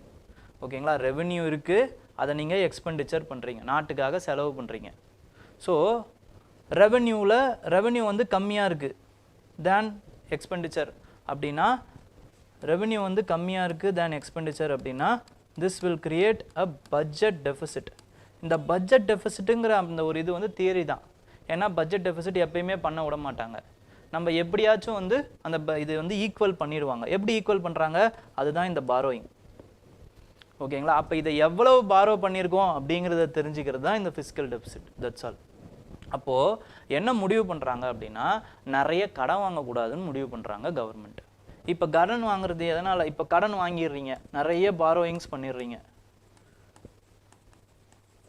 நிறைய பாரோயிங் பண்ணுறீங்க அப்படின்னா அதோடைய விளைவு என்ன அப்படின்னா ஃபஸ்ட்டு இம்பார்ட்டண்ட்டான விளைவு நிறைய பப்ளிக் டெப்ட் வந்துடும் அதாவது வந்து கவர்மெண்ட்டுக்கு கடன் ஆகிடும் இந்த கவர்மெண்ட்டுக்கு கடன் ஆகும்போது என்ன ஆகுதுன்னு பார்த்தீங்கன்னா நீங்கள் நிறைய வட்டி கட்டுவீங்க interest payment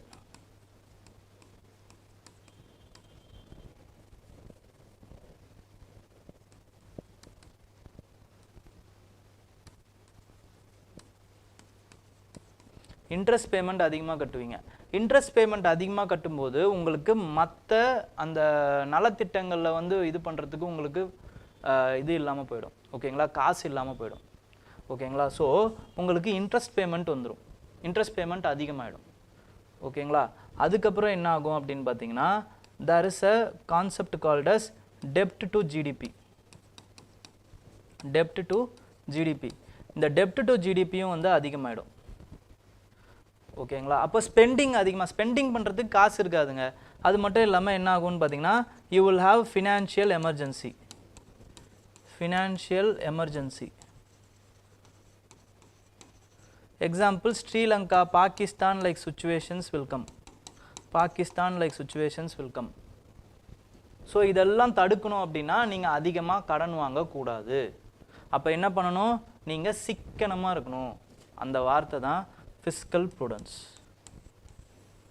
that's all prudence அப்படின்னா ரொம்ப ப்ரூடெண்ட்டாக இருக்கணும் அப்படின்னா என்ன சொல்கிறாங்கன்னா சிக்கனமாக இருங்கன்னு சொல்கிறாங்க அதிகமாக கடன் வாங்காதீங்க இவ்வளோதான் விஷயம் ஓகே அப்புறம் வந்து there is a term called as fiscal profligacy அப்படின்னும் போது ஊதாரித்தனம்னு அர்த்தம் ஓகேங்களா fiscal profligacy ஊதாரியாக செலவு பண்ணுறது இந்த மாதிரி செலவு பண்ணக்கூடாது ஓகே ஸோ கடனை வந்து கம்மி பண்ணணும் ஃபிஸ்கல் டெஃபிசிட்டை எப்பயுமே வந்து உங்களால் வந்து ஜீரோவே ஆக்க முடியாது ஓகேங்களா ஃபிஸ்கல் டெஃபிசிட்டை எப்பயுமே ஜீரோ ஆக்க முடியாது ஜீரோ ஆக்கவும் கூடாது நீங்கள் வெறும்னா வந்து வர்றதுக்கான செலவு பண்ணுறீங்கன்னு வச்சுக்கோங்களேன் என்ன பண்ணுவீங்கன்னா அதிகமாக உங்களால் வந்து இன்ஃப்ராஸ்ட்ரக்சரல் ஆக்டிவிட்டீஸ்லையோ இல்லைனா வந்து ஒரு கரெக்டான ஒரு இன்வெஸ்ட்மெண்ட்டு இப்போ இன்ஃப்ராஸ்ட்ரக்சர் பப்ளிக் இன்ஃப்ராஸ்ட்ரக்சர் ரோடு போடுறது ரயில்வேஸ் போடுறது அதுக்கப்புறம் எஜுகேஷன் இன்ஸ்டிடியூஷன்ஸ் பண்ணுறது ஹெல்த்தில் செலவு பண்ணுறது இதெல்லாம் வந்து உங்களால் வந்து அதிகமாக பண்ண முடியாது அதிகமாக பண்ணலன்னா these are the investment for the future இன்வெஸ்ட்மெண்ட்ஸே நடக்கலைன்னா உங்களுக்கு ஆட்டோமேட்டிக்காக வந்து ஹியூமன் கேபிட்டலும் இருக்காது அதே மாதிரி தொழில் சம்பந்தமான அந்த வளர்ச்சிகளும் இருக்காது அப்போ என்ன பண்ணணும் அப்படின்னா கடன் வாங்கி சில செலவுகளை செஞ்சு தான் ஆகணும் ஓகேங்களா அப்போது ஃபிஸ்கல் டெஃபிசிட்டை வந்து என்ன பண்ணுறாங்க அப்படின்னு பார்த்தீங்கன்னா எஃப்ஆர்பிஎம்னு ஒரு ஆக்ட் போடுறாங்க FRBM fiscal responsibility and budget management act Fiscal Responsibility and Budget Management Act இது வந்து 2003-04 போடுறாங்க அதில் என்ன சொல்கிறாங்க நீங்கள் கடன் வாங்குங்க பாரோ பண்ணுங்க ஒன்றும் தப்பில்லை பட் எதுக்குள்ளே பண்ணணும் அப்படின்னா 3% ஆஃப் த ஜிடிபியில் தான் பண்ணணும் இப்படி குறைச்சிருங்க ஓகேங்களா ரொம்ப அதிகமாக இப்போ ஒரு கடன் ஒரு இதுவே இல்லாமல் ஒரு மைண்ட் செட்டே இல்லாமல் இல்லைனா வந்து ஒரு டார்கெட்டே இல்லாமல் கடன் வாங்குறது 3% குறைங்க அப்படின்னு ஒரு டார்கெட் கொடுக்குறாங்க எஃப்ஆர்பிஎம் ஓகேங்களா அதுக்கப்புறமா வந்து ரெவென்யூ டெஃபிசிட்னு ஒன்று இருக்குது இதை ஜீரோ ஆக்கிடுங்க சார் ரெவென்யூ டெஃபிசிட்னா என்ன சார் அப்படின்னா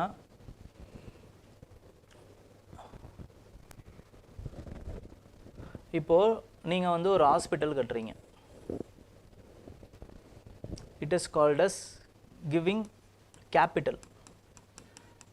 கேபிட்டலை வந்து பண்ணுறீங்கன்னு அர்த்தம் கேபிட்டல் எக்ஸ்பெண்டிச்சர்னு அர்த்தம் கேபிட்டல் எக்ஸ்பெண்டிச்சர் வார்த்தை கேபிட்டல்னு வந்தாலே it is a two-way transaction. Two-way transaction. அதாவது இந்த ஹாஸ்பிட்டலில் நான் காசு போடுறேன், ஒரு ஹாஸ்பிட்டல் இன்ஃப்ராஸ்ட்ரக்சர் உருவாயிடுச்சு. This is a infrastructure. இந்த ஹாஸ்பிட்டலை நான் வேறு யாருக்காவது விற்றுட்டேன்னா எனக்கு திருப்பி காசாக வந்துடும். This is called as capital expenditure இல்லை கேபிட்டல் இன்வெஸ்ட்மெண்ட். இதே ரெவென்யூ எக்ஸ்பெண்டிச்சர் அப்படின்னா என்னென்னா, இந்த ஹாஸ்பிட்டலை வந்து நான் என்ன பண்ணுறேன், மெயின்டெனன்ஸ் பண்ணுறேன்ல, மெயின்டெனன்ஸ் பண்ணுறதுக்குன்னு எனக்கு ஒரு காசு தேவைப்படும்ல, அதுதான் ரெவென்யூ எக்ஸ்பெண்டிச்சர். ரெவென்யூ டெஃபிசிட் அப்படிங்கிறது என்னென்னா, இந்த எக்ஸ்பெண்டிச்சர் இருக்குது பார்த்தீங்களா, இந்த revenue expenditure is equal to revenue receipts. இது ரெண்டுத்தையும் ஈக்குவல் ஆக்கணும். இதை அப்போ ஜீரோ ஆக்கணும்னு அர்த்தம். அப்போது நீங்கள் என்னென்னா, இந்த மெயின்டெனன்ஸ் பண்ணுறதுக்காக கடன் வாங்காதீங்கன்னு சொல்கிறாங்க. That's all. ஒரு கேபிட்டல் இன்வெஸ்ட்மெண்ட், ஒரு கேபிட்டல் இன்ஃப்ராஸ்ட்ரக்சரை உருவாக்குறதுக்கு கடன் வாங்குங்க, தப்பு கிடையாது. கடன் வாங்கி இப்போ ஒரு எக்ஸாம்பிள் என்னன்னு சொல்லணும்னா, உங்களோட விஷயத்துக்கே வாங்க. கடன் வாங்குறீங்க, ஒரு தங்கத்தில் போடுறீங்க, ஒரு ஸ்டார் மார்க்கெட்டில் போடுறீங்க, இல்லைனா வந்து ஒரு காஃபி கடை வைக்கிறீங்க. இதெல்லாம் கேபிட்டல் எக்ஸ்பெண்டிச்சர். ஓகேங்களா? இதே கடன் வாங்கி நீங்கள் என்ன பண்ணுறீங்கன்னா, பைக் வாங்குறீங்க, கார் வாங்குறீங்க, தேவையில்லாத செலவு. ஓகேங்களா? அது ரெவென்யூ எக்ஸ்பெண்டிச்சர். ஓகே, ஸோ இதுதான் வந்து பண்ணக்கூடாது. Okay, so revenue expenditure, revenue deficit வந்து ஜீரோ ஆக்கிடுங்க. ஃபிஸ்கல் டெஃபிசிட்டை 3%க்குள்ளே கொண்டு வாங்க. அதுக்கப்புறம் என்ன பண்ணுறாங்க அப்படின்னு பார்த்தீங்கன்னா, இதை கம்மி பண்ணிகிட்டே வராங்க. 2004 இந்த ஆக்டை போடுறாங்க, கொஞ்சம் கொஞ்சமாக கம்மி பண்ணலான்னு நினச்சி கொஞ்சம் கொஞ்சமாக ஒரு 0.5%ஆக கம்மி பண்ணிக்கிட்டே வராங்க. அப்போ என்ன ஆகுதுன்னு பார்த்தீங்கன்னா, 2008 there is a global slowdown. global slowdown. ஓகேங்களா? மெல்ட் டவுன் ஆகுது, ரெசெஷன் ஆகுது, உலகமே வந்து அல்லோலப்படுது. ஓகேங்களா? அப்போ என்ன ஆகுது அப்படின்னு பார்த்தீங்கன்னா, ஸோ இந்த சூழ்நிலையில் நம்மளால் வந்து டெஃபிசிட்டை வந்து கம்மி பண்ண முடியல. ஓகேங்களா? ரொம்ப கம்மி பண்ண முடியல, கொஞ்சம் கொஞ்சம் தான் கம்மி பண்ணுறோம். சில நேரம் வந்து அதிகமாகவும் டெஃபிசிட் வந்து உருவாக்குறோம். ஓகே, மறுபடியும் என்ன பண்ணுறாங்கன்னா, இந்த எஃப்ஆர்பிஎம் வந்து ரிவ்யூ பண்ணுறதுக்காக என்கே சிங் கமிட்டி அப்படின்ற ஒரு கமிட்டி போடுறாங்க. என்கே சிங் அப்படிங்கிற ஒரு கமிட்டி போடுறாங்க. இந்த கமிட்டி என்ன சொல்கிறாங்க அப்படின்னா, உங்களோட டெப்ட் பாரோயிங் இருக்குது பார்த்தீங்களா, அதை வந்து 60% ஆஃப் த ஜிடிபியில் நீங்கள் அடக்கணும். 60% ஆஃப் த ஜிடிபி டெப்ட் பாரோயிங்கை 60% ஆஃப் த ஜிடிபியில் நீங்கள் கொண்டு வரணும். ஓகேங்களா? அதுவும் எப்படி? It is combined of centre and the state governments. Combined டெப்ட் of centre and state governments. ஏன்னா சென்டரும் பட்ஜெட் போடுவாங்க, ஸ்டேட் கவர்மெண்ட்டும் பட்ஜெட் போடுவாங்க. சென்டரும் பாரோ பண்ணுவாங்க, ஸ்டேட் கவர்மெண்ட்ஸும் பாரோ பண்ணுவாங்க. இவங்களுடைய கம்பைன்டு டெப்ட் இருக்குது பார்த்தீங்களா, that should be within 60% of the GDP. அப்போ இதுக்கும் வந்து ஒரு மெஷர் கொடுக்குறாங்க. சென்டர் வந்து 40% ஆஃப் தேர் ஜிடிபியில் கம்மி பண்ணுங்கள், சென்டர் வந்து 20% ஆஃப் த ஜிடிபியில் கம்மி பண்ணணும். இது ரெண்டுத்தையும் சேர்த்திங்கன்னா 60% ஆஃப் த ஜிடிபி வந்துடும். இதுதான் என்கே சிங் வந்து கொடுத்த ரெவ்யூ கமிட்டி கொடுத்தா அந்த இது. ஓகேங்களா? இப்போ என்ன ஆச்சு அப்படின்னு பார்த்தீங்கன்னா, இது 2018 வந்தது. 2019 என்ன வந்துருச்சு? COVID-19 வந்துருச்சு. அப்போ நம்மளால் என்ன பண்ண முடியலன்னா, திருப்பி வந்து இந்த கமிட்டியோடைய அந்த இதுவை இது பண்ண முடியல. ஓகேங்களா? அதை ஹானர் பண்ண முடியல. ஹானர் பண்ண முடியாததுனால என்ன ஆகுதுன்னு, ஏன்னா வந்து நிறைய ஸ்பெண்ட் பண்ணி ஆகணுன்ற சுச்சுவேஷன்ஸ் வந்துடுது. கவர்மெண்ட் தான் நிறைய ஸ்பெண்ட் பண்ணி ஆகணும், வேறு வழியே கிடையாது. ஓகேங்களா? அப்போ ஆட்டோமேட்டிக்காக பப்ளிக் டெப்ட் வந்து இன்க்ரீஸ் ஆகிடுச்சு, கடன் வாங்கி நிறைய செலவு பண்ணுறாங்க. இப்போ என்ன பண்ணாங்க அப்படின்னு பார்த்தீங்கன்னா, 2024 பட்ஜெட்டில் 2024 பட்ஜெட் அதில் வந்து நம்மளோட ஜிடிபி ஃபிஸ்கல் டெஃபிசிட் எவ்வளோ அப்படின்னு பார்த்தீங்கன்னா, இட் இஸ் 4.5%. ஃபிஸ்கல் டெஃபிசிட் வந்து 4. அதனால தான் இந்த ஃபிஸ்கல் டெஃபிசிட் எவ்வளோங்கிறத தெரிஞ்சுக்கணும் நம்ம, ரொம்ப முக்கியம். 4.5%. நிர்மலா சீதாராமன் அவங்க என்ன சொல்லிட்டாங்க அப்படின்னு பார்த்தீங்கன்னா, 2027 we will try to reduce the debt to the GDP ratio. Fiscal டெபிசிட்டை பற்றி அவங்க எதுவுமே சொல்லலை. டெப்ட் டு ஜிடிபி ரேஷியோ வந்து நாங்கள் கம்மி பண்ணுறதுக்கு ட்ரை பண்ணுறோம், அவ்வளோதான் அவங்களுடைய வார்த்தை. படிப்படியாக கம்மி பண்ணுறோம், டார்கெட்டும் ஃபிக்ஸ் பண்ணல, எவ்வளோன்னு சொல்லலை. டெப்ட் டு ஜிடிபி பற்றி பேசுகிறாங்களே தவிர ஃபிஸ்கல் டெபிசிட் பற்றி பேசவே இல்லை. அப்படின்னா என்ன அர்த்தம்னா the central government is trying to effectively do away with the FRBM responsibilities. இது பெரிய பிரச்சனை அப்படின்றார் ஆத்தர். என்ன பிரச்சனை அப்படிங்கிறத நம்ம பார்ப்போம். சார் என்ன சார் பிரச்சனை, என்ன பிரச்சனையாக ஆகிட போகுது பெருசா? இப்போது கடன் வந்து வாங்குறீங்க, கடன் வந்து 2 சோர்ஸில் வாங்கலாம். ஒன்று வந்து எப்படி வாங்கலாம் அப்படின்னா இன்டர்னல் டெப்ட், செகண்ட் வந்து என்னன்னு பார்த்தீங்கன்னா எக்ஸ்டர்னல் டெப்ட். இன்டர்னல் பாரோயிங்ஸ் இன்டர்னலாக வந்து யார்கிட்ட இருந்து வரும், நீங்கள் பப்ளிக் ஹவுஸ் ஹோல்ட்ஸ் கிட்டேருந்து வரும், ஹவுஸ் ஹோல்டு சேவிங்ஸ், ஓகேங்களா. அப்புறமா வந்து public sector savings, private savings, private savings இது எல்லாமே வந்து எங்கே இருக்கும், பேங்க்கில் இருக்கும், இல்லைனா வந்து சில இன்ஸ்டிடியூஷனல் அந்த இதில் இருக்கும். ஸோ இதிலிருந்து உங்களால் இன்டர்னலாக வந்து உங்களால் கடன் வாங்க முடியும். ஓகே, எக்ஸ்டர்னல் டெப்ட் அப்படின்னும் போது என்ன, ஒரு கண்ட்ரி கிட்டேருந்து உங்களால் வாங்க முடியும், இல்லைனா வந்து இன்ஸ்டிடியூஷனல் பாரோயிங்னு சொல்லுவாங்க. இன்ஸ்டிடியூஷனல் பாரோயிங்னா வேர்ல்டு பேங்க் மாதிரி, ஐஎம்எஃப் மாதிரி, ஓகேங்களா, ஐஎம்எஃப் மாதிரி, இல்லைனா வந்து பிரிக்ஸே ஒரு கடன் ஒரு பேங்க் வச்சுருக்கோம், ஓகேங்களா, நியூ டெவலப்மெண்ட் பேங்க் அப்படின்னு ஒரு பேங்க் வச்சுருக்கோம், என்டிபி, அதிலேருந்து வாங்கலாம். இல்லை சைனா கிட்டேருந்து வாங்குறீங்க அப்படின்னா ஏஷியா இன்ஃப்ராஸ்ட்ரக்சர் இன்வெஸ்ட்மெண்ட் பேங்க்கு, அதுக்கப்புறமா வந்து தெர் ஆர் அனதர் ஏஷியன் பேங்க்குன்னு ஒன்று இருக்குது. இந்த மாதிரி வந்து நிறைய பேங்க்ஸ் இருக்குது, இங்கேருந்து கடன் வாங்குறீங்க. இந்த 2 மூலமாக தான் கடன் வாங்க முடியும். அப்படி இல்லைன்னா உங்களுக்கு என்ன வரும் அப்படின்னு பார்த்தீங்கன்னா there are some investments through FDI, FII இதெல்லாம் இருக்கும், ஓகேங்களா. இதன் மூலமாக உங்களால் கடன் வாங்க முடியும். கடன்னா என்ன, இதெல்லாம் திருப்பி கொடுக்க வேண்டியதுன்றது தான் கடன், ஓகேங்களா. எஃப்டிஐனாலுமே வந்து இப்போ எஃப்டிஐலேருந்து வெளில போகுது அப்படின்னா திருப்பி கொடுக்கணும், நீங்கள் டாலர்ஸாக கொடுக்கணும். எஃப்ஐஐனாலும் உங்களுக்கு வந்து ஷேர் மார்க்கெட்டில் ஸ்டாக் மார்க்கெட்டில் வந்து டாலர்ஸாக இன்வெஸ்ட் பண்ணியிருப்பாங்க, அதை திருப்பி கொடுக்குற மாதிரி ஆகும் வெளில போச்சு அப்படின்னா, ஓகேங்களா. அதனால் இதெல்லாம் கடன் மாதிரி தான், ஓகேங்களா. இப்போ இது எல்லாமே இந்த சுச்சுவேஷன்ஸ் எல்லாமே வந்து கவர்மெண்ட்டே கார்னர் பண்ணிடுதுன்னு வச்சுக்கோங்களேன். இந்த இருக்கிற எல்லா காசுமே வந்து கவர்மெண்ட்டே எடுத்துது. நிறைய கடன் வாங்குறாங்க அப்படின்னா இது எல்லாத்தையுமே கவர்மெண்ட் எடுக்கிறாங்கன்னு அர்த்தம். கவர்மெண்ட் கிட்ட ஏன் கொடுக்குறாங்க அப்படின்னா இட் இஸ் சேஃப். கவர்மெண்ட் கிட்ட கொடுத்தா கவர்மெண்ட் எப்படியா இருந்தாலும் திருப்பி கொடுக்கும், அடிச்சாவது கொடுத்துரும். அது ஆனால் அந்த சுச்சுவேஷன் பண்ணக்கூடாது, பட் அப்படியாவது திருப்பி கொடுத்துருவோம். நம்ம பணம் வந்து சேஃபு, அதனால் எல்லாருமே கவர்மெண்ட் கிட்ட தான் கொடுக்கணும்னு நினைப்பாங்க. அப்போது இருக்கிற எல்லா காசுமே வந்து கவர்மெண்ட்டுக்கு போயிடுச்சு அப்படின்னா government is cornering every money possible in the market அப்படின்னா then there will be no money left for the private sectors to invest பண்றதுக்கு அவங்களுக்கு எங்க காசு இருக்கும், கவர்மெண்ட்டே எல்லா காசையும் வாங்கிடுச்சு அப்படின்னா.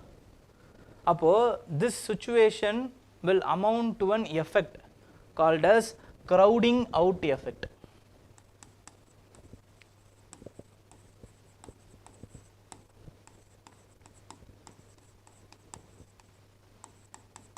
இந்த க்ரௌடிங் அவுட் எஃபெக்ட் வந்து வந்துடும்.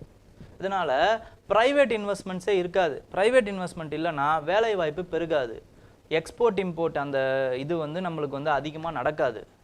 அப்புறம் வந்து அவங்களுக்கு ஒர்க்கிங் கேபிட்டல் இருக்காது, தொழில் மலிவாயிடும். எம்எஸ்எம்இஸ் மாதிரியான கம்பெனிஸுக்கு கடன் கொடுக்க காசு இருக்காது. அப்போ அவங்க தான் நிறைய வேலை வாய்ப்பு கொடுப்பாங்க, எக்ஸ்போர்ட் பொட்டென்ஷியலை வந்து இன்க்ரீஸ் பண்ணுவாங்க. இது எதுவுமே நம்மளுக்கு வந்து நடக்காமல் போயிடும், ஓகேங்களா. எதுவுமே நடக்காதுன்னா எல்லாமே தியரிட்டிக்கல் தான். பட் இந்த ப்ராப்ளம்ஸ்லாம் இருக்குது உங்களுக்கு. நிறைய கவர்மெண்ட் வந்து கடன் வாங்குறாங்கன்னும் போது இந்த மாதிரியான விஷயங்கள் இருக்குது. இது வந்து ரொம்ப ஸ்டாட்டிஸ்டிக்ஸ்லாகவும் சொல்லியிருக்காரு. என்னென்னா 4.5 வந்து ஃபிஸ்கல் டெபிசிட்டு சென்ட்ரல்து, 3% வந்து ஸ்டேட்டோடைய ஃபிஸ்கல் டெபிசிட்டு இப்போ இருக்கிறது. அப்போது ஃபிஸ்கல் டெபிசிட்டே கிட்டத்தட்ட வந்து 7.5%. நம்மளோட இன்டர்னல் சேவிங்ஸு எவ்வளோ அப்படின்னு பார்த்தீங்கன்னா ஒரு 5% இருக்கான்.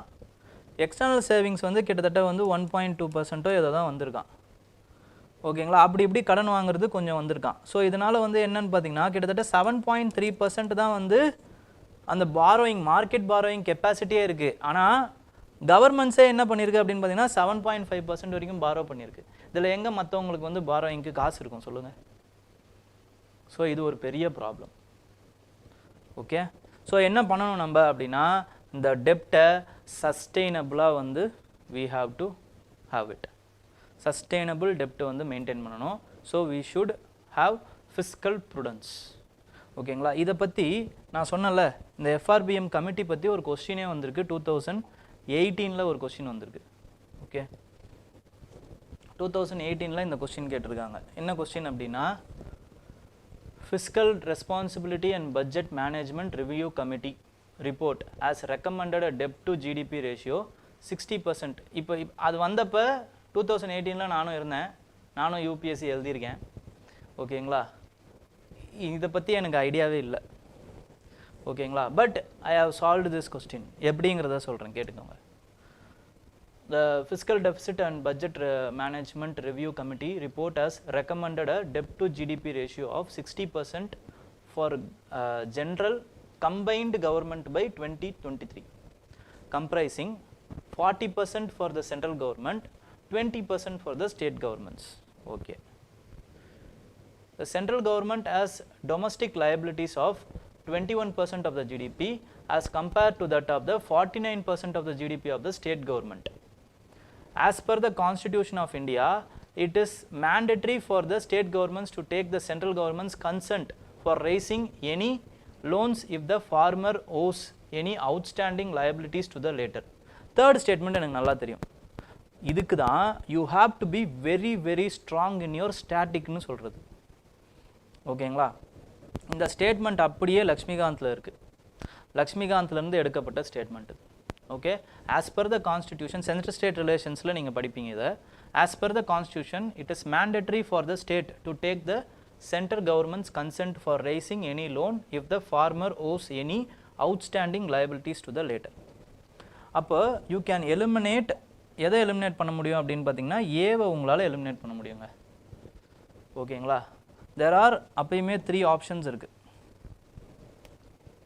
But there is a concept called as contradictory concept. ஓகேங்களா, இப்போது லாஜிக் என்ன அப்படின்னு பார்த்தீங்கன்னா இப்போ ஒரு ஸ்டேட்மெண்ட்டை தப்பாக்கணும் அப்படின்னா அவங்களால எதில் தப்பாக்க முடியும்? ஃபேக்டில் தான் தப்பாக்க முடியும். ஃபேக்டை தப்பாக கொடுக்குறதுல தப்பாக்க முடியும். அப்போ நம்மலாம் எப்படி குருட்டுத்தனமாக என்ன சொல்லுவாங்க அப்படின்னு பார்த்தீங்கன்னா நம்பர் இருக்குது தப்பு அப்படின்னு சொல்லுவாங்க. பட் 2 இடத்துலையுமே நம்பர் இருக்குது, 2 இடமே கரெக்டாக இருக்கலாம்ல. ஆனால் இதில் ஒரு கேட்ச் இருக்குது. என்னன்னு பார்த்தீங்கன்னா 60% வந்து ஜிடிபிக்கு ரெக்கமெண்ட் பண்ணுறாங்க, 40% 20% சென்டருக்கு வந்து 40% 20% ஸ்டேட்டுக்கும் கொடுக்குறாங்க. இங்கே பாருங்கள், சென்ட்ரல் கவர்மெண்ட்டுக்கு வந்து டொமஸ்டிக் லைபிலிட்டி 21%, ஸ்டேட் கவர்மெண்ட்டுக்கு 49%ன்னு சொல்கிறாங்க. அப்போ ஸ்டேட்டுக்கு அதிகமாக இருக்குமா சென்டருக்கு அதிகமாக இருக்குமானா நம்ம லாஜிக் படி ஸ்டேட் கவர்மெண்ட் கம்மியாக தான் இருக்கும் எப்பயுமே, சென்ட்ரல் கவர்மெண்ட்டுக்கு தான் எப்பயுமே அதிகமாக இருக்கும். ஓகேங்களா, so first statement will be correct. First statement கரெக்டுன்னு எடுத்துக்கிட்டிங்கன்னா second statement is contradicted to it. ஓகேங்களா, நான் அப்புறம் ஏன் இதுவுமே அதே மாதிரி தானே சார் இருக்குது, ஏன் இந்த 2, 3 ஏன் எடுக்கக்கூடாது அப்படின்னா பிகாஸ் ஆஃப் நம்மளுடைய ஸ்டாட்டிக் போர்ஷனில் நமக்கு the constitution is slightly tilted towards the center ன்னு நமக்கு தெரியும்.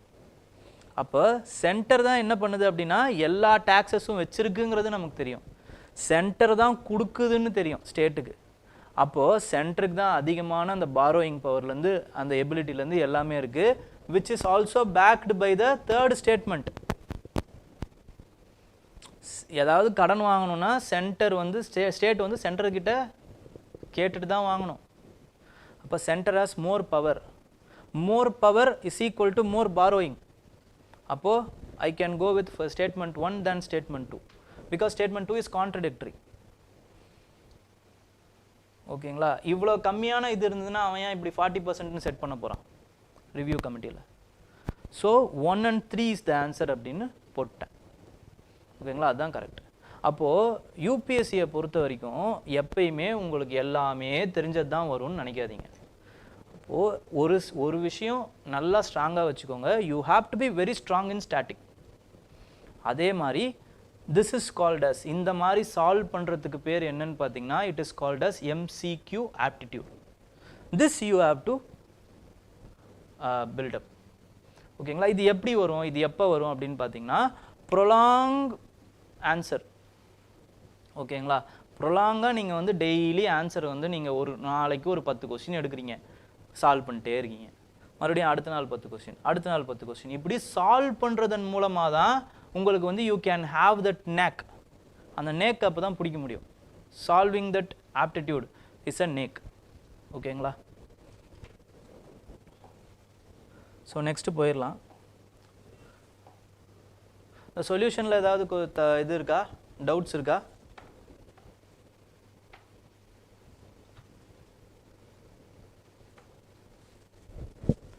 லேண்ட்லாக்டு ஸ்டேட்ஸில் இந்த மாதிரி வந்து லேண்ட்லாக் ஸ்டேட்ஸில் ஃபஸ்ட்டு வந்து இந்த மாதிரி ஹெவி ரெயின்ஃபால் வராது பிகாஸ் ஆஃப் த கான்டினென்டாலிட்டி ப்ராப்ளம். ஓகேங்களா, ஏன் வந்து குஜராத்தில் ரெயின் வருது அப்படின்னா வந்து அந்த அந்த விண்டு வந்து சீக்கிரமாக வந்து வர்றதுனால வந்துச்சு. ஓகேங்களா, அந்த விண்டு வந்து அந்த மாய்ஸ்சர் கண்டென்ட்டை வந்து கொண்டு வந்ததுனால வந்துச்சே தவிர கான்டினென்டல் அந்த லேண்ட்லாக்டு கண்ட்ரியில் வராது, வாய்ப்பே கிடையாது. ஓகே, அப்படி வந்துச்சுன்னா இன்னும் நம்ம நிறைய படிப்போம்னு அர்த்தம். High dept ratio to the GDP question நான் முதல்வனில் கேட்டாங்க சார், இதுக்கு ஆன்சர் சொல்லுங்கள். ஹை டெப்ட் டு ஜிடிபி இல்லை, அந்த கொஸ்டின்ஸ் என்னன்னு தெரியாததுனால என்னால் ஆன்சர் பண்ண முடியல, நான் பார்க்கல அது சரியா. ஓகேங்களா, அது என்னன்னு தெரிஞ்சால் கூட என்னால் ரீகால் பண்ணியிருக்க முடியும். பட் ஜஸ்ட் ஒரு வாட்டி என்னென்ன டாபிக் கேட்டாங்கன்னு மட்டும்தான் பார்த்தேன்.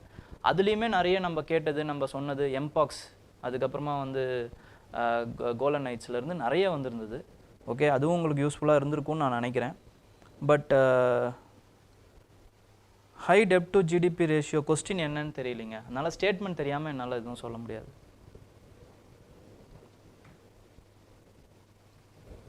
ஓகே, நெக்ஸ்ட் வந்து tourism policy ill suited for Jammu and Kashmir.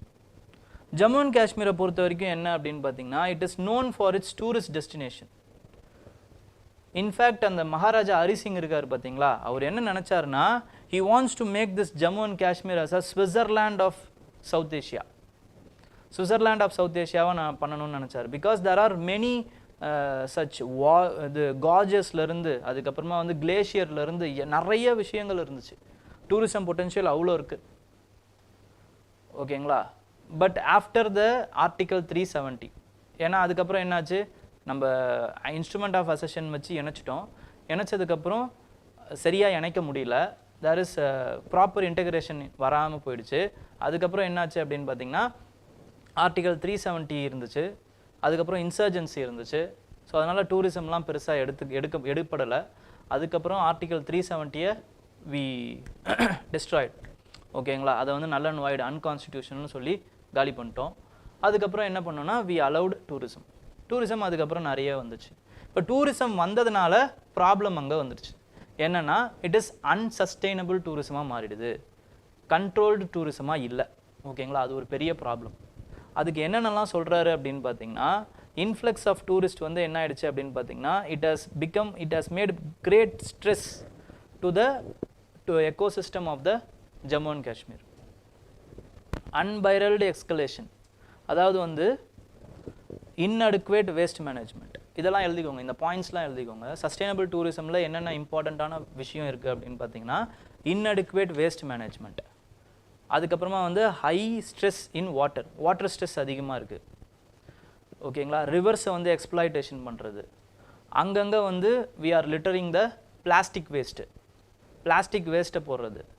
அதுக்கப்புறமா வந்து வர்ற டூரிஸ்ட்டை வந்து நிறைய நம்ம தாங்கணும் அப்படிங்கிறதுக்காக என்ன பண்ணுறாங்க அப்படின்னு பார்த்தீங்கன்னா to equip them we are more investing in the infrastructural activities like roads, அதுக்கப்புறம் ஹோட்டல்ஸு, இந்த மாதிரி வந்து என்ன பண்ணுறோன்னு பார்த்தீங்கன்னா இன்ஃப்ராஸ்ட்ரக்சரல் ஆக்டிவிட்டீஸ் இந்த ஃப்ரெஜைல் எக்கோசிஸ்டம், இந்த வார்த்தைலாம் ரொம்ப முக்கியம். Infrastructural activities in the fragile ecosystem. So again more stress on the ecosystem.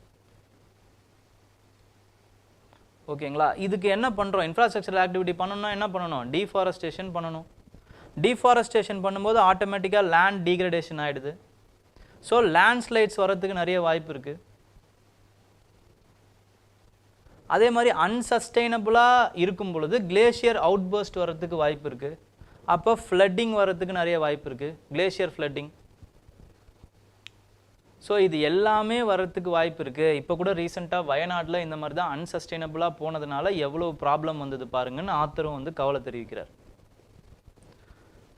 ஓகேங்களா? அப்போது unsustainable ill conceived Jammu and Kashmir tourist பாலிசியை நம்ம வந்து சஸ்டைனபிளாக மாற்றணும் அப்படின்றத நினைக்கிறாரு. எப்படி சொல்கிறாரு அப்படின்னு பார்த்தீங்கன்னா, அவரே வந்து சில விஷயங்களும் சொல்கிறாரு.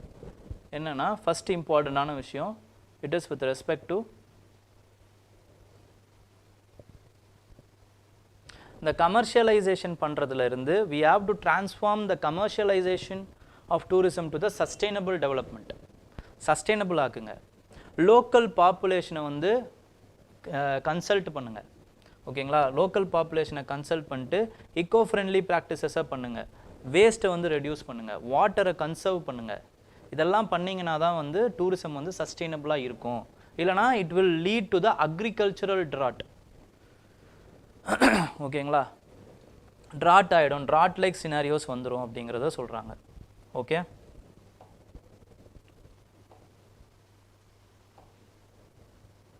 நெக்ஸ்ட் வந்து என்ன அப்படின்னு பார்த்தீங்கன்னா, என்னன்னு தெரியல, இந்த வாரம் ஃபுல்லாகவே வந்து வெறும் ஹெல்த் சம்மந்தப்பட்டது நிறைய வந்துச்சு. நிறைய டாபிக்ஸில் ஹெல்த் சம்மந்தப்பட்டது வந்துச்சு. So regulatory reform stuck in the loop in health ministry. இப்போ ஹெல்த் மினிஸ்ட்ரி என்ன பண்ணுறாங்க அப்படின்னு பார்த்தீங்கன்னா, there is a institute called as Drug Controller General of India. இதை எழுதிக்கோங்க. ஓகேங்களா? நான் சொல்கிறது எழுதுங்க. Drug Controller General of India. This institute is working under direct control of Ministry of Health and Family Welfare. பிலிம்ஸில் கேட்குறதுக்கு வாய்ப்பு இருக்குது. இந்த ஃபேக்டை பிலிம்ஸில் கேட்குறதுக்கு வாய்ப்பு இருக்குது. Drug Controller General of India working under direct control of Ministry of Health and Family Welfare. இப்போ ரீசெண்டாக என்ன பண்ணுறாங்க இவங்க அப்படின்னு பார்த்தீங்கன்னா, they have given 3 initiatives or guidelines. என்னென்ன கைட்லைன்ஸ்னு பார்த்தீங்கன்னா, recall guidelines, அப்புறம் வந்து guidelines on the good distribution practices. ஓகேங்களா? குட் டிஸ்ட்ரிபியூஷன் ப்ராக்டிசஸ், ஜிடிபின்னு வந்து இதுவாக இப்போ கூப்பிட்டுக்கலாம். அதுக்கப்புறமா வந்து measure against confusing brand names. மூணுமே என்னென்னு பார்த்தீங்கன்னா, it is related to the tablets. ஓகேங்களா? இல்லைனா வந்து மெடிக்கல் சம்மந்தப்பட்ட விஷயம். ஸோ ரீகால் கைட்லைன்ஸ் அப்படிங்கிறது என்னன்னு பார்த்தீங்கன்னா, to swiftly remove the drugs which are below par. ஓகேங்களா? எந்த ஒரு டெஸ்ட்டுமே பண்ணாமல், இல்லைனா வந்து குயிக்காக வந்து டெஸ்ட் பண்ணி மார்க்கெட்டுக்குள்ளே கொண்டு வந்து அதனால் ஏதாவது ப்ராப்ளம் ஆகுது அப்படின்னு வச்சுக்கோங்களேன். அதை என்ன பண்ணலாம் அப்படின்னு பார்த்தீங்கன்னா, அந்த ட்ரக்ஸை வந்து ரீகால் பண்ணலாம். இதுதான் குயிக் ரீகால். ஓகே, நெக்ஸ்ட் என்ன கைட்லைன்ஸ்னு பார்த்தீங்கன்னா, guidelines on the good distribution practices to regulate the transformation of the drugs. ஓகேங்களா? அந்த டிரான்ஸ்போர்ட்டேஷன் இருக்குது பார்த்தீங்களா, ஒரு இடத்துலேருந்து இன்னொரு இடத்துக்கு கொண்டு போகிறது. அதுக்கப்புறம் ஸ்டோரேஜ் ப்ராக்டிசஸ், இந்த இடத்துல தான் வைக்கணும், ஐஸில் தான் வைக்கணும், ஃப்ரீசரில் தான் வைக்கணும், கோல்டு ஸ்டோரேஜில் தான் வைக்கணும்னு சிலதெல்லாம் இருக்கும். அப்படி தான் வச்சாகணும். இல்லை இவ்வளோ நாள் தான் இருக்கும்னு இருக்கும், அதுக்கப்புறம் அதை டெஸ்ட்ராய் பண்ணணும். கரெக்டாக disposing of the medical waste is very very important. ஓகேங்களா? ஸோ அந்த கைட்லைன்ஸு. அப்புறமா வந்து measure against confusing brand names வந்து ஒரே மாதிரியே இருக்கும் சில நேரங்களில். ஓகேங்களா? ஒரு சில நேரங்களில் என்ன ஆகும் அப்படின்னு பார்த்தீங்கன்னா, இப்போ சில ஃபேமஸான மாத்திரைங்க இருக்குதுன்னு வச்சுக்கோங்களேன், பேராசிட்டிமால் மாதிரி இருக்குது, ஒரு எக்ஸாம்பிளுக்கு சொல்கிறேன். வேறு யாரோ ஒருத்தவங்க வந்து அதே ஃபார்முலாவில் பேராசிட்டிமால்ன்ற அந்த மாத்திரை பேர்லேயே வந்து ஒரு ட்ரக்கு கொடுக்குறாங்க. அப்போது த consumers will confuse among this. ஓகேங்களா? இதெல்லாம் இருக்கக்கூடாது அப்படிங்கிறாங்க. இது மாதிரி இருக்கக்கூடாது அப்படின்றதுக்கான கைட்லைன்ஸ் போட்டிருக்காங்க. ஆனால் திருப்பி வந்து கைட்லைன்ஸாக தான் இருக்குங்கிறது தான் இதில் இந்த ஆத்தர்ஸ் வந்து சொல்ல வேண்டிய சொல்கிற ப்ராப்ளம்ஸே என்னென்னு பார்த்தீங்கன்னா, these are all guidelines. There is no stringent measures, there is no punishments, there is no protocol, எதுவுமே இல்லை. திருப்பி கைட்லைன்ஸே கொடுத்து அவங்கள அன்அக்கௌண்டபிளாகவே வச்சுருக்கீங்க அப்படிங்கிறது தான் ப்ராப்ளமாக சொல்கிறாங்க. ஓகேங்களா? With respect to the guidelines of good distribution practices, there is a case which you have to note down. என்ன கேஸ் அப்படின்னு பார்த்தீங்கன்னா, it is with respect to Swantraj case. Sventraj case, others and state of Maharashtra. அதுவும் எப்போ 1974ல சொல்லியிருக்காங்க supreme court. இந்த மாதிரி வந்து good distribution practice வந்து இருக்கணும் அப்படிங்கிறத ஸ்வெந்த்ராஜ் கேஸில் சொல்கிறாங்க. And there is another case with respect to the same names involving drugs involving the same names.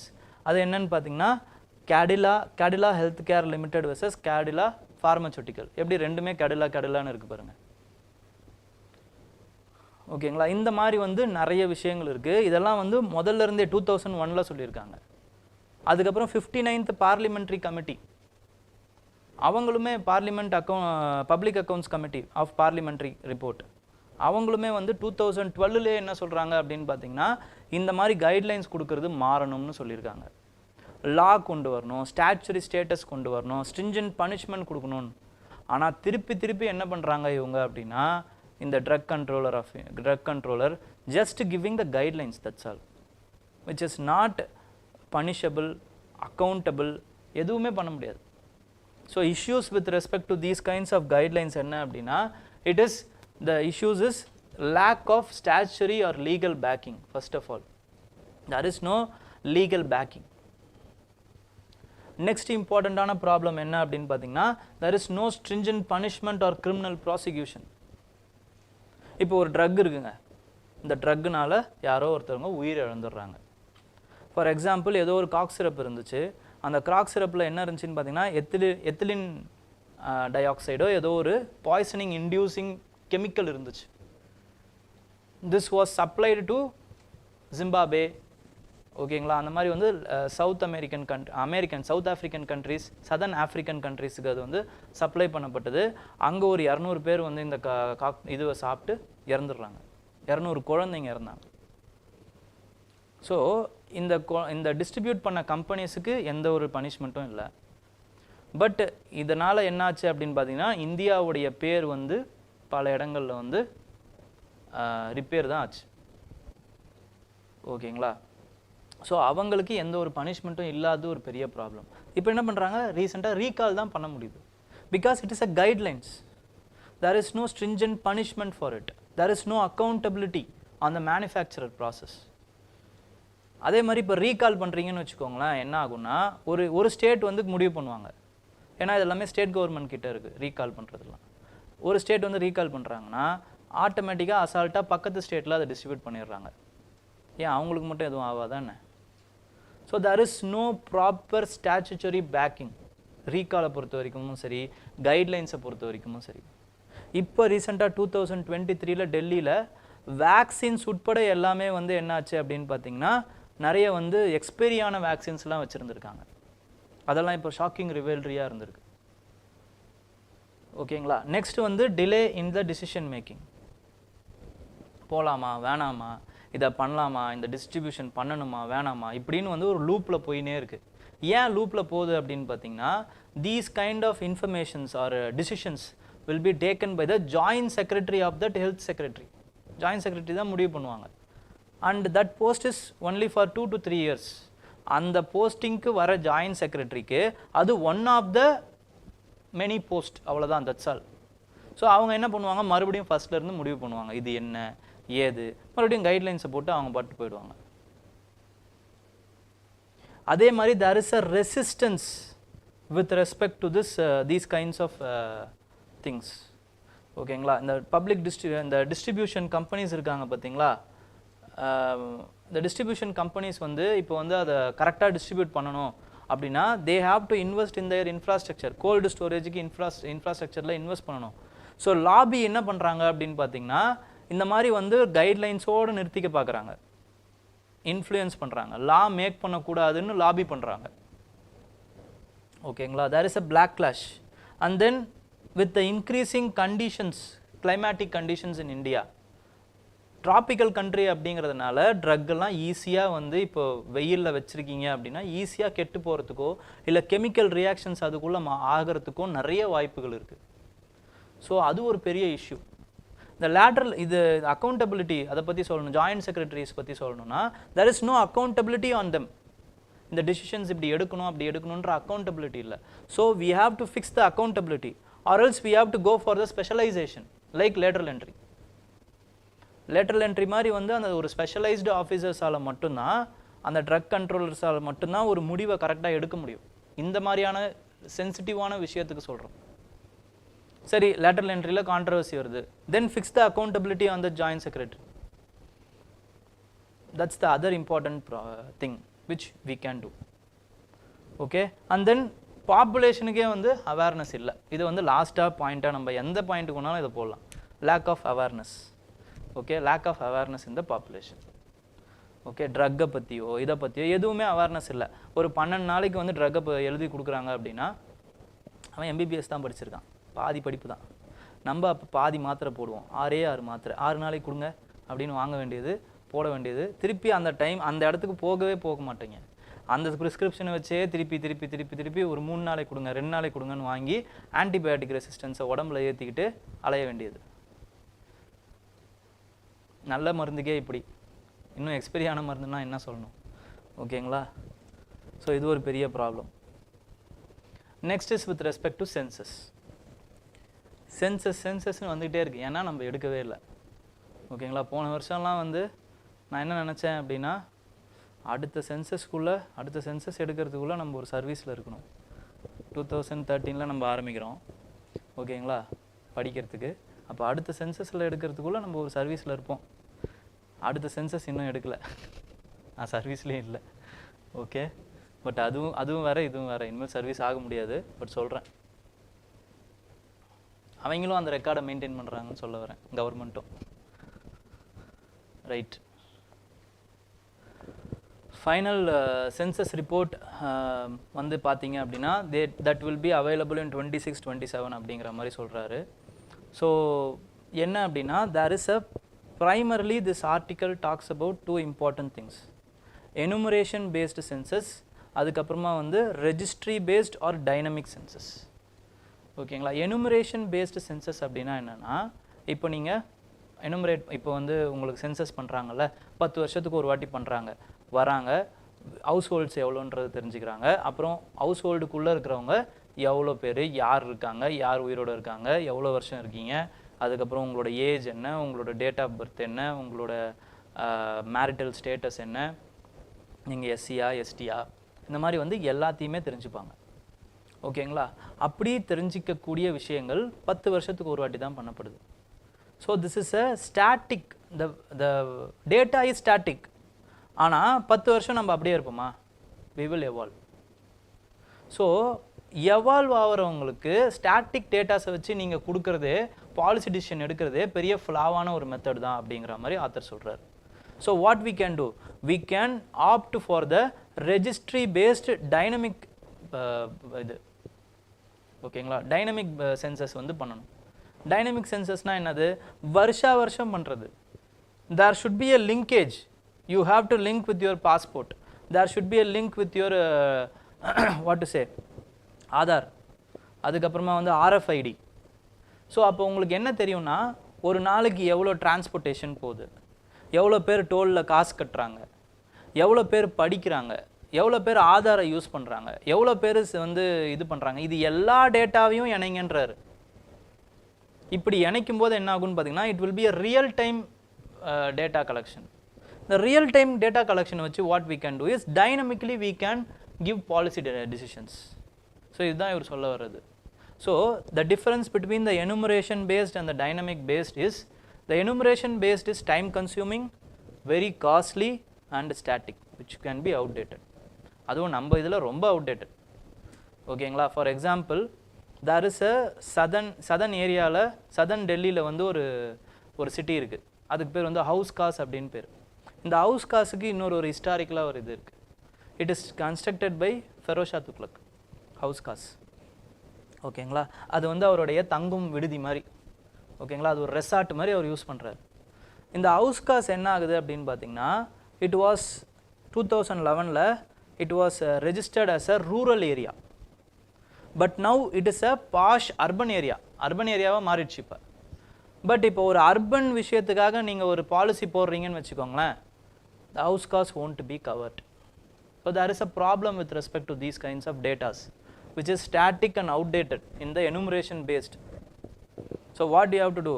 many countries like western countries, European countries, Australia, New Zealand எல்லாருமே என்ன பண்றாங்க அப்படினு பாத்தீங்கன்னா they have shifted to the dynamic based budgeting, dynamic based census, which is less time consuming. You can update the data every now and then.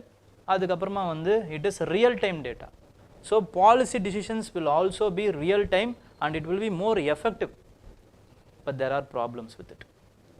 எதுலயுமே problem இல்லாம இருக்காதுல்ல. So அதில் என்னென்ன ப்ராப்ளம் இருக்குது அப்படின்னு பார்த்தீங்கன்னா இந்த ஆதாரில் இருந்து எல்லாத்தையுமே வந்து நீங்கள் இணைக்கணும். யாராவது மதிக்கிறோமா ஆதாரையும் உங்களுடைய பேன் கார்டையும் இணைங்க அப்படின்னு சொல்லும்போது நான் ஏன் இணைக்கணும்? அதெல்லாம் முடியாது. ஆதாரையும் உங்களோட பேங்க் அக்கௌண்ட்டையும் இணைங்க முடியாது. So there is a internal resistance first of all. அப்படியே டேட்டாவை நீங்கள் அசிமுலேட் பண்ணாலுமே this is a huge amount of data, crores and crores of data we are speaking. அதை எப்படி அசிமுலேட் பண்ணி எந்த இடத்துல எப்படி வந்து இணைப்பீங்க? Problem. and there is another problem of privacy and manipulation. data manipulation is there. ஓகேங்களா? கரெக்டாக வந்து cyber security problem will be there. இதெல்லாம் இணைச்சி ஒரே இடத்துல வைக்கிறீங்கன்னா ஹேக்கர் அப்படியே எடுத்துகிட்டு போயிடுவான். சரி அண்ணன் எடுத்துக்கிறேன் அப்படின்ட்டு ப்ராப்ளம். ஓகேங்களா? Next is discrepancy in the existing datas. there is a duplication of datas. duplications இருக்கு, internal external excluding error இருக்கு, inclusive error இருக்கு. there are many kinds of things there are. இந்த ஆதார்லயே கூட பார்த்தீங்க அப்படின்னா it is against the poor, அப்புறமா வந்து vulnerable sections.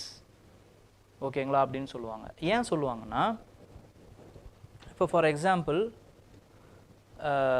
Aadhaar வந்து எப்படி உங்களுக்கு கொடுப்பாங்க வித் ரெஸ்பெக்ட் டு சிக்னேச்சர், இந்த கையில் இருக்கக்கூடிய finger prints. How you can take the finger prints with respect to leprosy person? அவங்களுக்குலாம் ஃபிங்கர் பிரிண்ட்ஸே இருக்காதுல்ல, ஃபிங்கரே இருக்காது பாவம். அப்போது இட் இஸ் டிஸ்கிரிமினேட்டரி. அவங்களுக்கு இல்லைன்னும் போது they are the one who needs the government schemes. அப்போ அவங்களுக்கு கிடைக்காம போகிறதுக்கு வாய்ப்பு இருக்குது. Problems, these are the practical problems எல்லாருமே வந்து. ஸோ இதுதான் வந்து என்னன்றதை பொறுத்த வரைக்கும் டாப் டவுன் அப்ரோச்னு சொல்லுவாங்க. கீழே இருக்கக்கூடிய இந்த அந்த ரியாலிட்டிஸ் இந்த இது தெரியாது. மேலேருந்து வெறும்னா ஓவராலாக பார்த்து மேலேருந்து நம்ம பண்ணும்போது வர ப்ராப்ளம்ஸ் இதெல்லாம் இம்ப்ளிமெண்டேஷனில் நிறைய ப்ராப்ளம்ஸ் வரும். and there is another important problem with respect to omission of the large set of population. dynamic dataன்றீங்க, எதை வச்சு சொல்கிறீங்க? you are going to include the PAN card, you are going to include the register ID, you are going to include the Aadhaar, you are going to include the RFID. அதுக்கப்புறமா வந்து petrol போடுற அந்த விஷயம், இந்த மாதிரி வந்து அந்த visa, அதுக்கப்புறமா வந்து கிரெடிட் கார்டு, டெபிட் கார்டு, இது எல்லாத்தையுமே இணைக்க போகிறேன்றீங்க. பட் இது பண்ணாலுமே there are large amount of population which is outside of these kinds of networks. So அவங்கெல்லாம் ஒமிட் ஆகிறதுக்கு நிறைய வாய்ப்பு இருக்குது.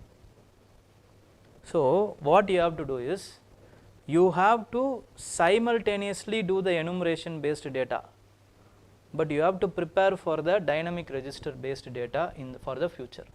So அதுக்கு என்ன பண்ணணும்? you have to invest in your infrastructure first of all. you have to utilize your IT services. we are the service hub of world, IT service world, hub of the world நம்ம தான். அப்போ அதெல்லாம் வந்து utilise பண்ணுங்க. you have to utilize it. and then you have to cooperate with the state government ஓட implementationல you have to. so center state relationship, cooperative federalism, அதுக்கும் இந்த point எழுதலாம். ஓகேங்களா? ஸோ இதை பண்ணுங்கள், development of the robust infrastructure பண்ணுங்கள், it will be good. Okay, so அதுதான் வந்து அவர் சொல்கிறார். டைனமிக் பேஸ்ட் மாடலிங்க்கு நம்ம போகணும், எவ்வளோ சீக்கிரம் முடியுமோ போகணும். இதுதான் லாஸ்ட் எனுமரேஷன் பேஸ்ட் மாடலாக இருக்கணும் அப்படின்னு வேண்டிக்கிறார் அவர் கடவுளை. Okay, next with respect to policy paralysis. Policy paralysis with respect to the weaker public health sector. with respect to public health sector,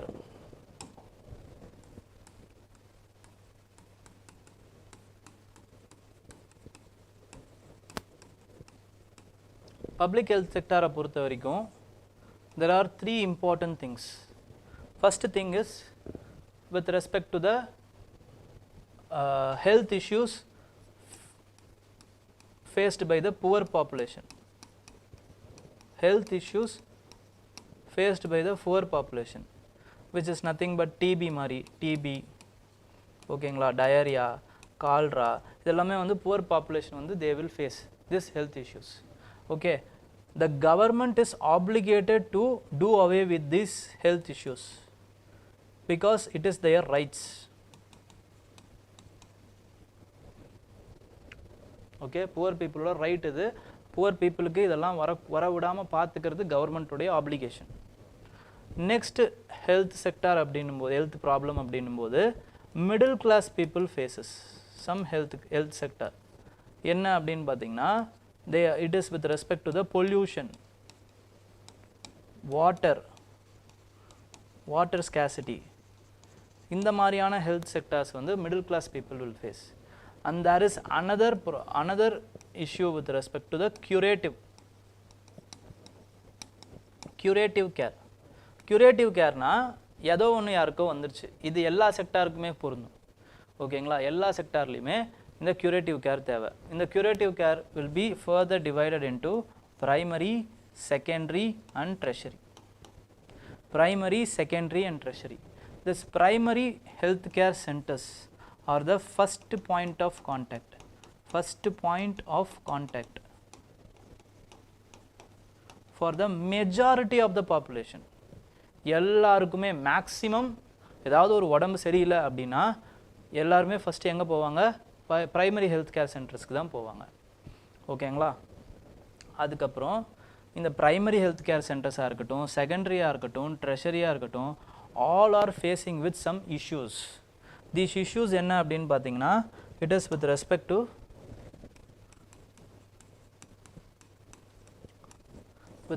to lack of infrastructure. Lack of infrastructure, அதுக்கப்புறமா வந்து lack of practitioners,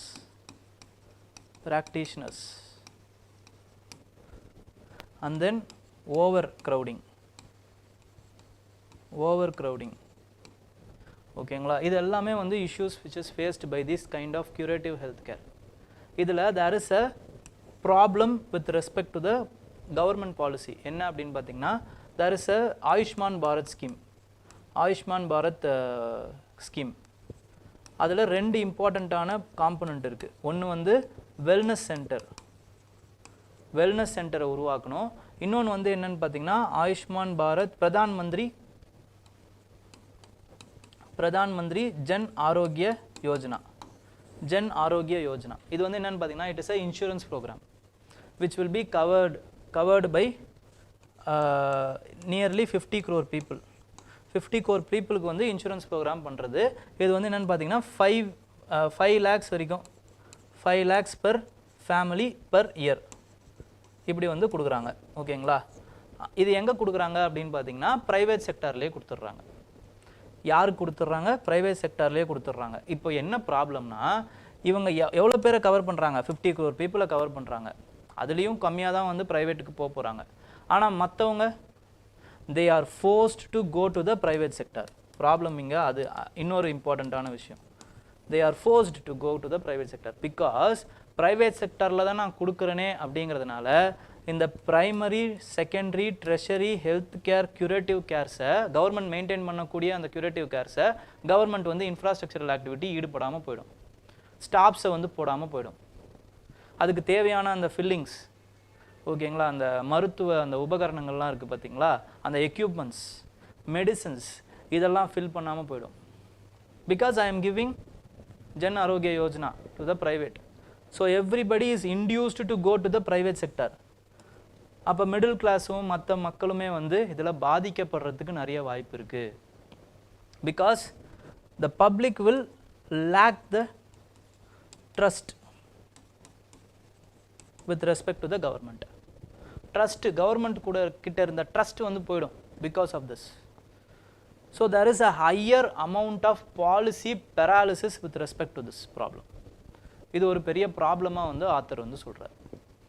ஓகேங்களா, so நம்ம what we have to do, we have to invest in the public sectors.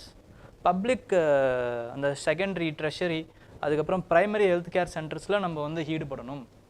ஏன்னா this is the first point of contact. ஒரு ஏழை யாராவது வரணும் அப்படின்னா, ஏன்னா எல்லா இடத்துலையுமே வந்து இந்த ப்ரைவேட் செக்டர் இருக்காது. இன்னொரு ஒரு பெரிய இம்பார்ட்டண்ட்டான விஷயம். ஸோ மூளை முடுக்கில் இங்கு இடுக்கில் இருக்கிறது வந்து எங்கே அப்படின்னு பார்த்தீங்கன்னா இந்த பப்ளிக் செக்டர்ஸ் தான். ஸோ அதனால் வந்து இந்த ப்ரைமரி ஹெல்த் கேர் சென்டர்ஸை நம்ம வந்து ஒழுங்காக பாதுகாக்கணும், ஃபஸ்ட் விஷயம். செகண்ட், இன்னொரு ஒரு பெரிய ப்ராப்ளம் என்ன அப்படின்னு பார்த்தீங்கன்னா, these kind of primary health care centres are now turned into curative cares, wellness centres. Wellness சென்டர்னா என்னது?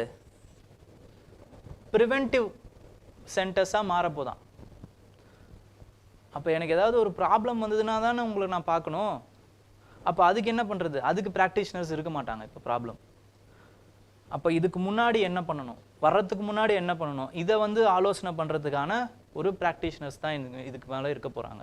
ஸோ இது another important problem with respect to the primary health care centres. So இதெல்லாம் பண்ணாதீங்க, இன்ஃப்ராஸ்ட்ரக்சரையும் ஒழுங்காக ப்ராக்டிஷனர்ஸையுமே வந்து உண்டாக்குங்க அப்படிங்கிறது தான் இந்த பாலிசி பேராலிசிஸ் மூலமாக வந்து அவர் சொல்கிறது. இல்லைனா வந்து இது ஒரு பப்ளிக் ஹெல்த் சென்டர்ஸாக இருக்கிறது அதுக்கப்புறமா வந்து டிசாஸ்டர்ஸாக மாறிடும். Okay, next is with respect to the role of the district agromet officers in supporting the farmers. Agrometeorology units, இது வந்து Indian Meteorological department is planning to revive the district agrometeorology units. These agrometeorology unitsலாம் என்னன்னு பார்த்தீங்கன்னா, it is set up under the Yojana which is Gramin Krishi மௌசம் Seva. Gramin Krishi மௌசம் Seva, இது அப்படியே எழுதிக்கோங்க, அவ்வளோதான். ஓகேங்களா? These are all some of the initiatives. Okay, Gramin Krishi Mausam சேவானா என்னன்னு கேட்பாங்க, அவ்வளோதான். Okay, so it is implemented with respect to in collaboration with Indian Council of Research, ICAR.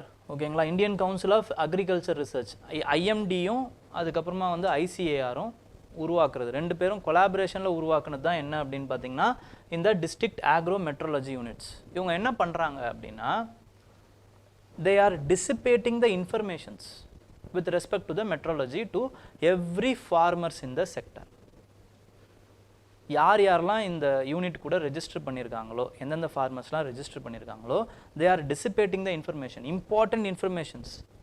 எப்போ சோ பண்ணலாம், எப்போ இரிகேஷன் போடலாம், எப்போ ஃபர்டிலைசர் யூஸ் பண்ணலாம், எப்போ தண்ணியை யூஸ் பண்ணலாம், இப்படி ஒவ்வொரு விஷயத்தையும் தே are dissipating the informations.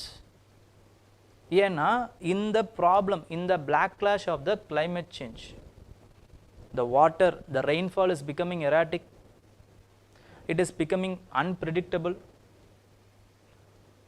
the monsoon retreat வந்து அதிகமாக இருக்குது, onset வந்து ரொம்ப ஸ்லோவாக இருக்குது.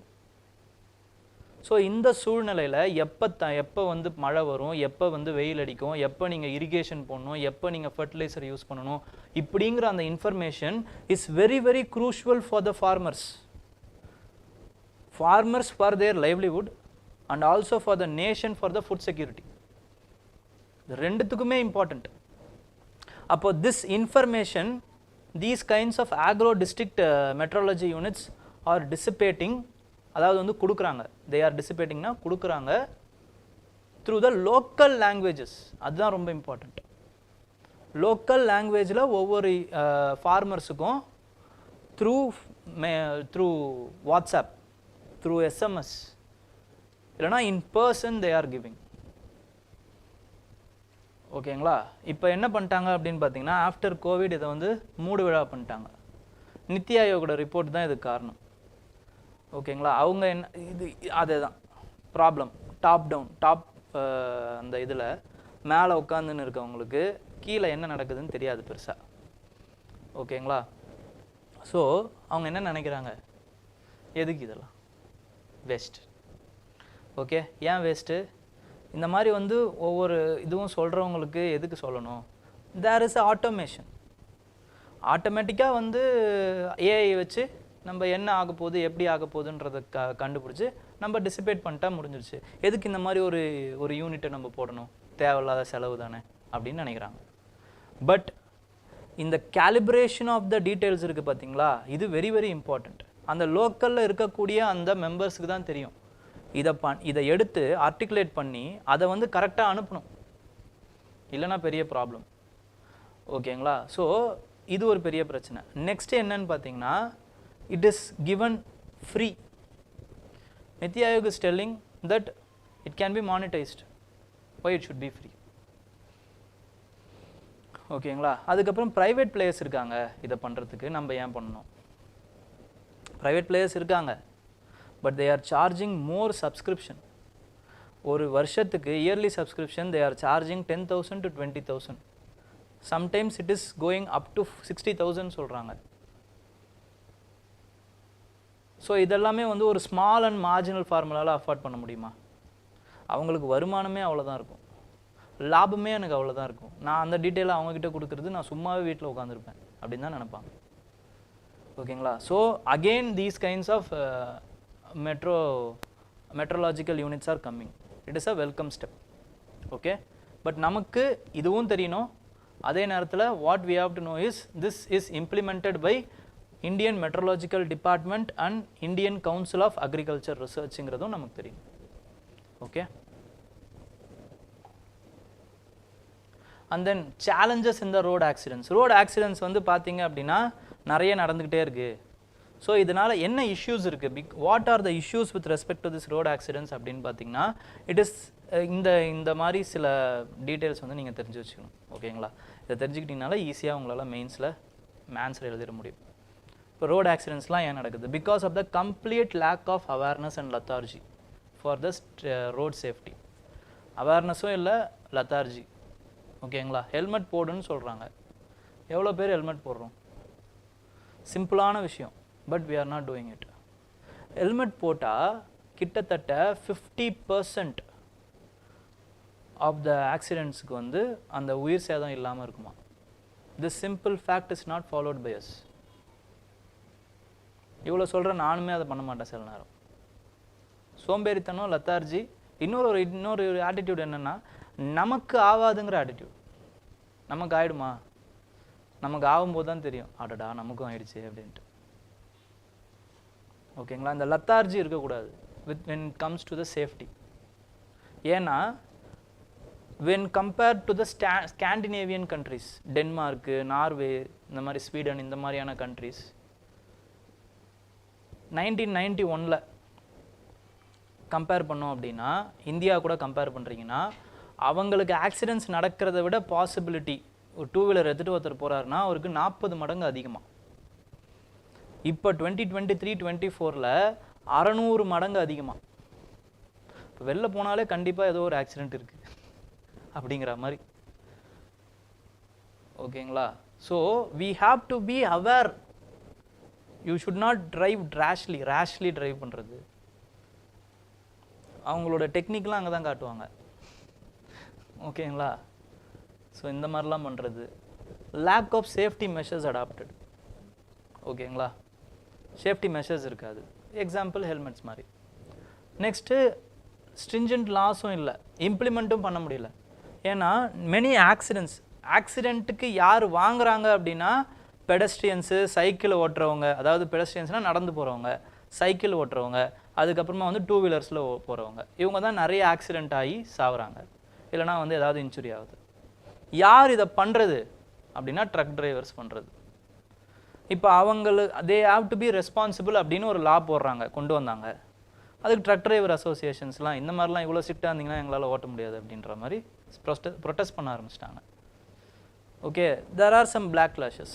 இப்போ ஏதாவது ஒரு இதுவாக ஒன்று பண்ணணும்னு நினச்சாலும் there is a problem with respect to the implementation, associations. Okay, next designs, with respect to designs and engineering of the road. அதுவும் ஒரு பெரிய ப்ராப்ளம். காலையில் நான் கூட பரவாயில்ல, ராத்திரியில் பெரிய பள்ளம் இருக்கும், நமக்கு தெரியவே தெரியாது. ஒரு 60-70 கிலோமீட்டர் ஸ்பீடில் இந்த பள்ளத்தில் விட்டு ஏற்றும் போது முடிஞ்சிடும், அவ்வளோதான். இந்த மாதிரி பல problems. So good designs of the road இருக்கணும். பெண்டிங் கர்வ் இருக்குன்னா அதை கர்வ் மேக்ஸிமம் வந்து தவிர்க்கணும், கர்வ் வைக்கிறத. அப்படியே வைக்கிறீங்கன்னா கரெக்டான இடத்துல வந்து சைன்ஸ் இருக்கணும். கர்வ் இருக்குது, டெட்லி கர்வ் இருக்குது, ஒழுங்காக பார்த்து போங்க, ஸ்பீடை வந்து லிமிட் பண்ணுங்கள். Speed limit should be implemented. Speed லிமிட்டை இம்ப்ளிமெண்ட் பண்ணும்போது எங்கெங்கெல்லாம் கன் இருக்கோ அங்கே மட்டும் ஆப் வச்சு கண்டுபிடிச்சிட்றானுங்க. அது ஒரு பெரிய ப்ராப்ளம். பெங்களூரில் நடந்துச்சு இப்போ ரீசெண்டாக. அந்த பெங்களூர் ஹைவேல 6 இடத்துல ஸ்பீட் கன்ஸ் வச்சுருந்தாங்க. எங்கெங்கெல்லாம் இதுக்கு முன்னாடியே ஸ்பீட் கன் இருக்குங்கிறத ஆப் வச்சு கண்டுபிடிச்சிட்டு அங்கே மட்டும் ஸ்லோவாக போக வேண்டியது. Okay, next we have to broaden the networks. National highways. National highways பொறுத்த வரைக்கும் you won't believe it, only we have 2% of the network. Road நெட்வொர்க்கில் 2% தான், but it is contributing for the 40% of the traffics.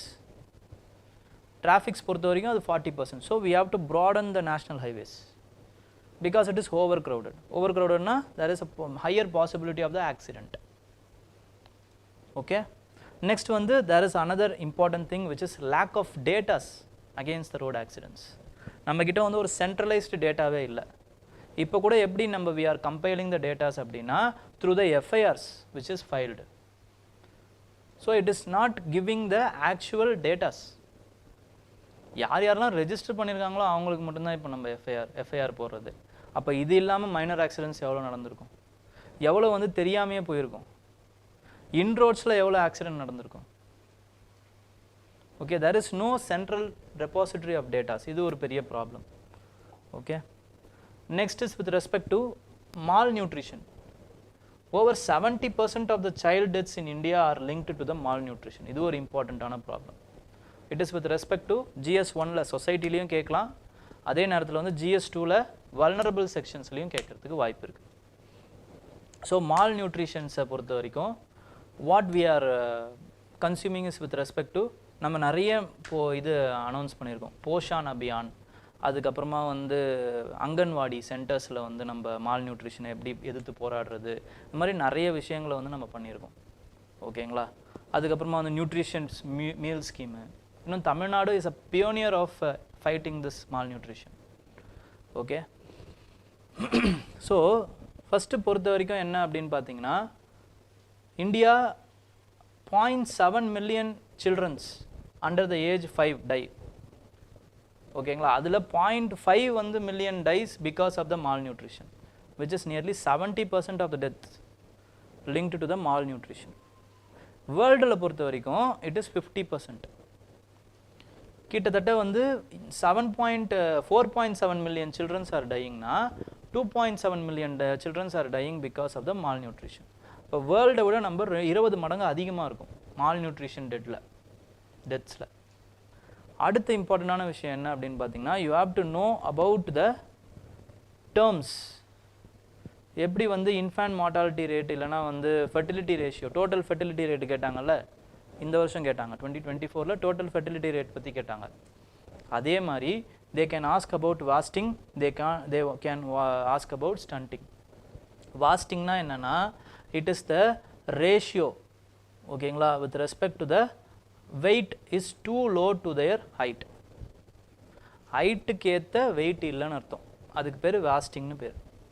ஸ்டண்டிங்னா ஏஜுக்கு ஏற்ற height இல்லைன்னு அர்த்தம்.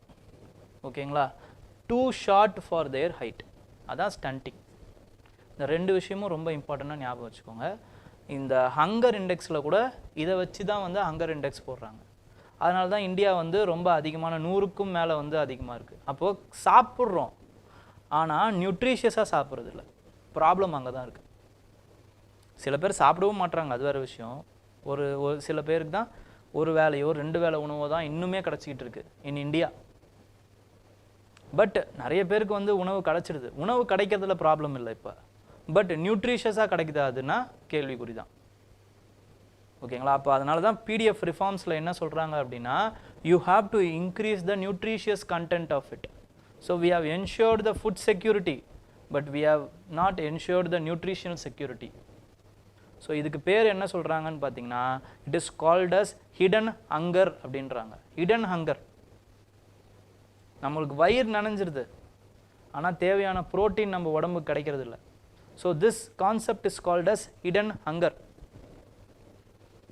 இந்த hidden ஹங்கரை எப்படி நீங்கள் சரி பண்ணலாம்? Through fortification of the food. ஃபுட்டை ஃபோர்ட்டிஃபை பண்ணுங்கள். இப்போ கார்போஹைட்ரேட்ஸ் தான் நம்ம சாப்பிட்றோம், ஆனால் அந்த கார்போஹைட்ரேட்ஸை எப்படி இருக்கணும், the rice should be fortified with the zinc. It is called as fortified food. Food fortification. இந்த கான்செப்ட்லாம் கொண்டு வராங்க அதில். ஓகேங்களா? ஸோ இருக்கிறதுலே அதிகமான டெத்து வந்து எங்கே நடக்குது இந்த மாதிரி வந்து சைல்டு இதெல்லாம் அப்படின்னு பார்த்தீங்கன்னா, வழக்கம் போல் வந்து ஆஃப்ரிக்காலையும் சவுத் ஏஷியாலையும் தான் இருக்குது. Sub Saharan Africa and South Asia, இந்த ரீஜன் தான் ரெண்டு தான் problematic region with respect to malnutrition. Okay, next வந்து with respect to looking beyond Sanskrit. Sanskrit வந்து இட் இஸ் அ இம்பார்ட்டன்ட் மொழி, அதில் எந்த ஒரு மாற்றமும் இல்லை. It is a classical language. It is also what to say, it is an heritage language which has been contributing in our வேதாஸில் இருக்குது, புராணாஸில் இருக்குது. ஓகேங்களா? ரிச் கல்ச்சுரல் லிட்ரரி ஹெரிட்டேஜ் இருக்குது அதுக்கு. It has been patronised by many things, many rulers including Guptas. முக்கியமாக Guptas. Gupta age is called as a classical language because they are patronage of the Sanskrit. But in a problem அப்படினு பார்த்தீங்கன்னா, we have many other languages also. In Indian subcontinent we have thousands of languages and schedule 8ல வந்து நிறைய languages இருக்கு. But we are not giving that much importance to other languages ங்கிறது தான் problem. So what it will do is, இந்த சான்ஸ்கிரிட்டுக்கும் இந்திக்கும் கொடுக்கக்கூடிய அந்த importance will lead to a concept called as cultural hegemony. Cultural hegemony இல்லைனா linguistic imperialism. இந்த வார்த்தைலாம் எழுதி வச்சுக்கோங்க, use ஆகும். இப்போ 1 language ஃபார்முலா வந்து இம்போஸ் பண்ணுறாங்க அப்படின்னா இது தேவையா, இல்லைனா வந்து 2 language ஃபார்முலா இல்லைனா 3 language ஃபார்முலாவை பற்றி நெகட்டிவாக ஏதாவது எழுதணும்னா it will lead to linguistic இம்பீரியலிசம்னு ஒரே வார்த்தையில் முடிக்கலாம். ஓகேங்களா? பட் அப்போ என்ன பண்ணலாம் அப்படின்னா, what we can do is, national education policy is in a step in a right direction which emphasising the mother tongue leading. Primary language, primary education should be given in the mother tongue. அது ஒரு நல்ல இம்பார்ட்டண்ட்டான இது.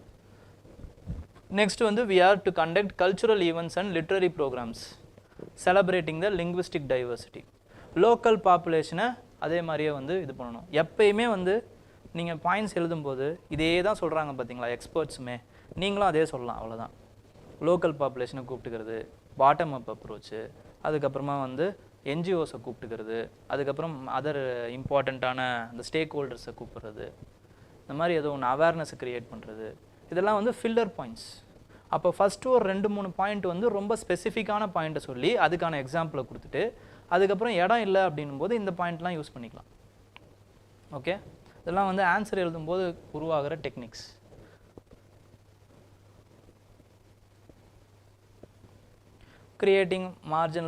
creating platform for the speakers of the marginalized community. அதுக்கப்புறமா வந்து டெக்னாலஜியை உள்ளே சேர்க்குறது. இப்போ டெக்னாலஜியும் எடுத்துகிட்டு வந்துடலாம், ஏஐயை கூப்பிட்டுக்கலாம்.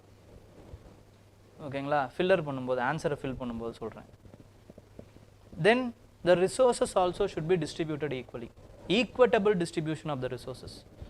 ஈக்வட்டபிள் அப்படின்னா the language which is needing more amount of attention and the promotion should be given more importance.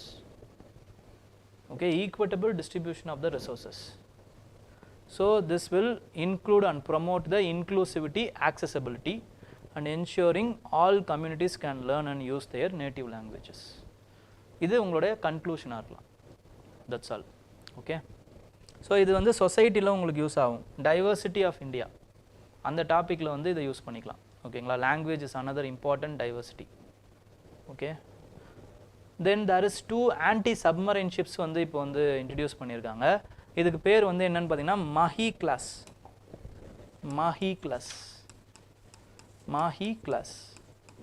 இந்த கிளாஸில் 2 submarines, anti submarines, INS Malpe. இந்த பேர் மட்டும் ஞாபகம் வச்சுக்கோங்க, வேறு எதுவும் தேவையில்லை. INS முல்கி. It is a anti-submarine ships. Anti-submarine ships operations, anti-submarine operations வந்து இது கண்டக்ட் பண்ணும். Anti submarine operations, anti submarine operation. அதுக்கப்புறமா வந்து மைன் லேயிங் ஆப்ரேஷன்ஸ், மைன் லேயிங் ஆப்ரேஷன்ஸ் இதை வந்து கண்டக்ட் பண்ணும். அதுக்கப்புறமா வந்து சர்ச் அண்ட் ரெஸ்கியூ ஆப்ரேஷன்ஸ் இதுவும் கண்டக்ட் பண்ணும் இந்த ஷிப்ஸ். மாஹி கிளாஸ், ஐஎன்எஸ் மால்பி, அப்புறமா வந்து முல்கி, மொத்தமாக வந்து 8 வெசல்ஸ் வந்து இந்த மாஹி கிளாஸில் வந்து கன்ஸ்ட்ரக்ட் பண்ணிகிட்டு இருக்காங்க. இப்போ வந்து இது வந்து என்னென்னு பார்த்தீங்கன்னா this is the 4th and 5th, இன்னும் வந்து 3 இருக்குது, 3 கன்ஸ்ட்ரக்ஷனில் இருக்குது. ஓகே, நெக்ஸ்ட் வந்து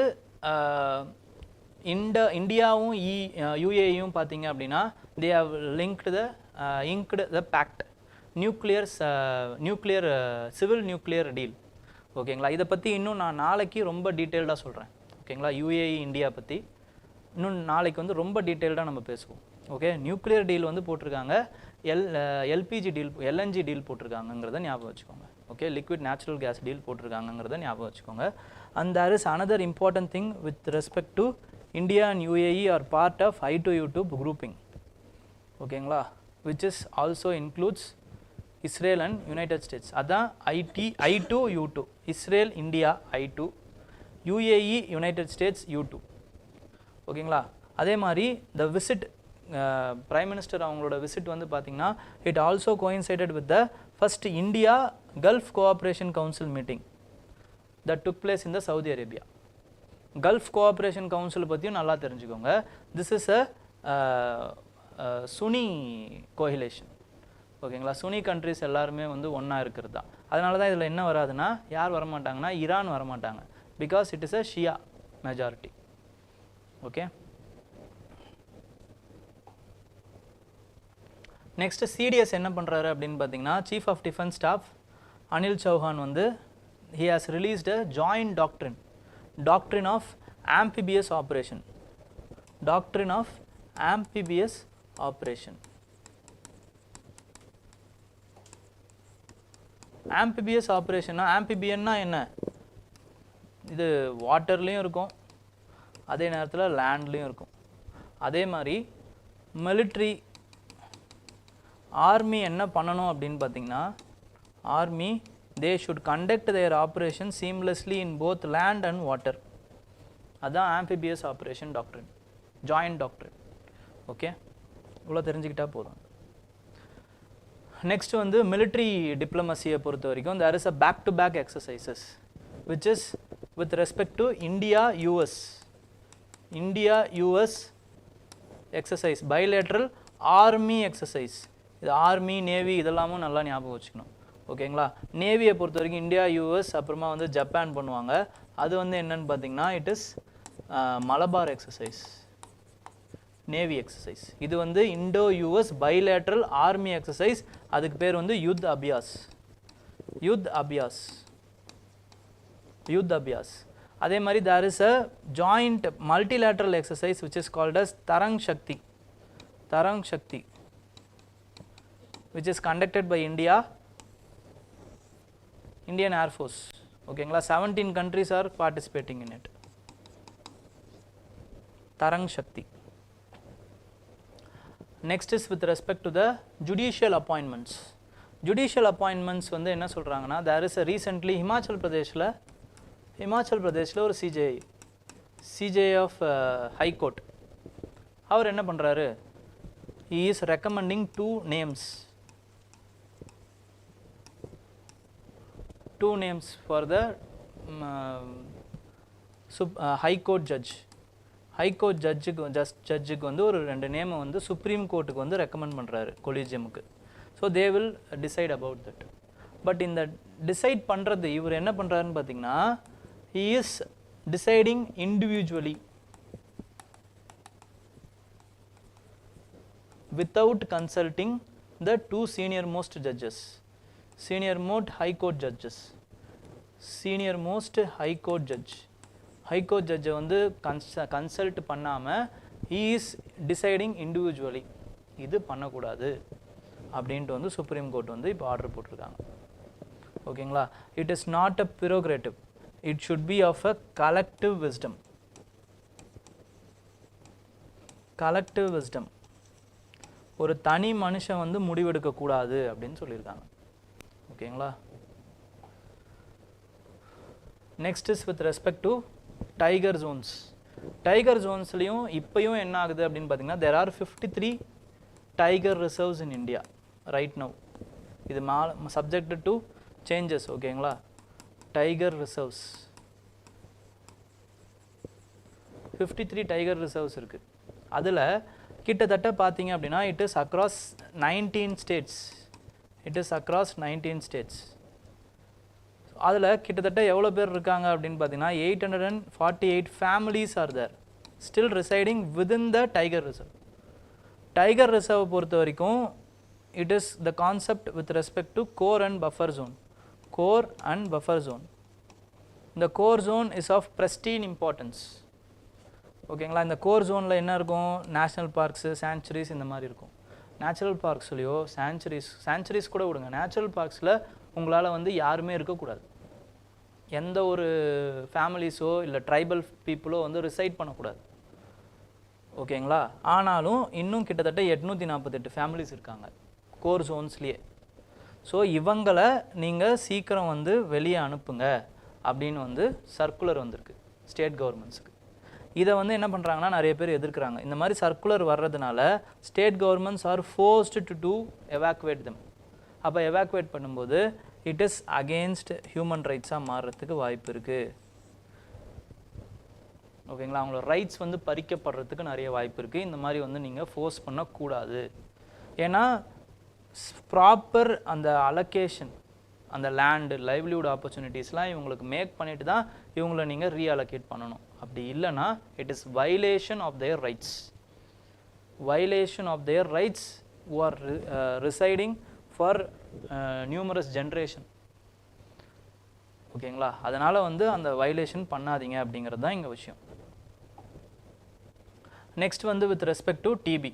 டிபி நம்ம ஆல்ரெடி பார்த்தது தான், நிறைய வாட்டி பார்த்தோம். இது மறுபடியும் வந்துகிட்டே இருக்குது. So this is an important news. Okay, டிபியை பொறுத்த வரைக்கும் there is a regime now they are going to follow. BPALM. BPALM. அதாவது வந்து it is with respect to bedaquiline, அதுக்கப்புறமா வந்து pretomanide, அப்புறமா வந்து linezolid, அப்புறமா வந்து moxifloxacum. ஓகேங்களா? இந்த 4 ட்ரக்ஸையும் வந்து ஒன்றா கொடுக்க போகிறாங்க. This is going to be cost effective, less time consuming.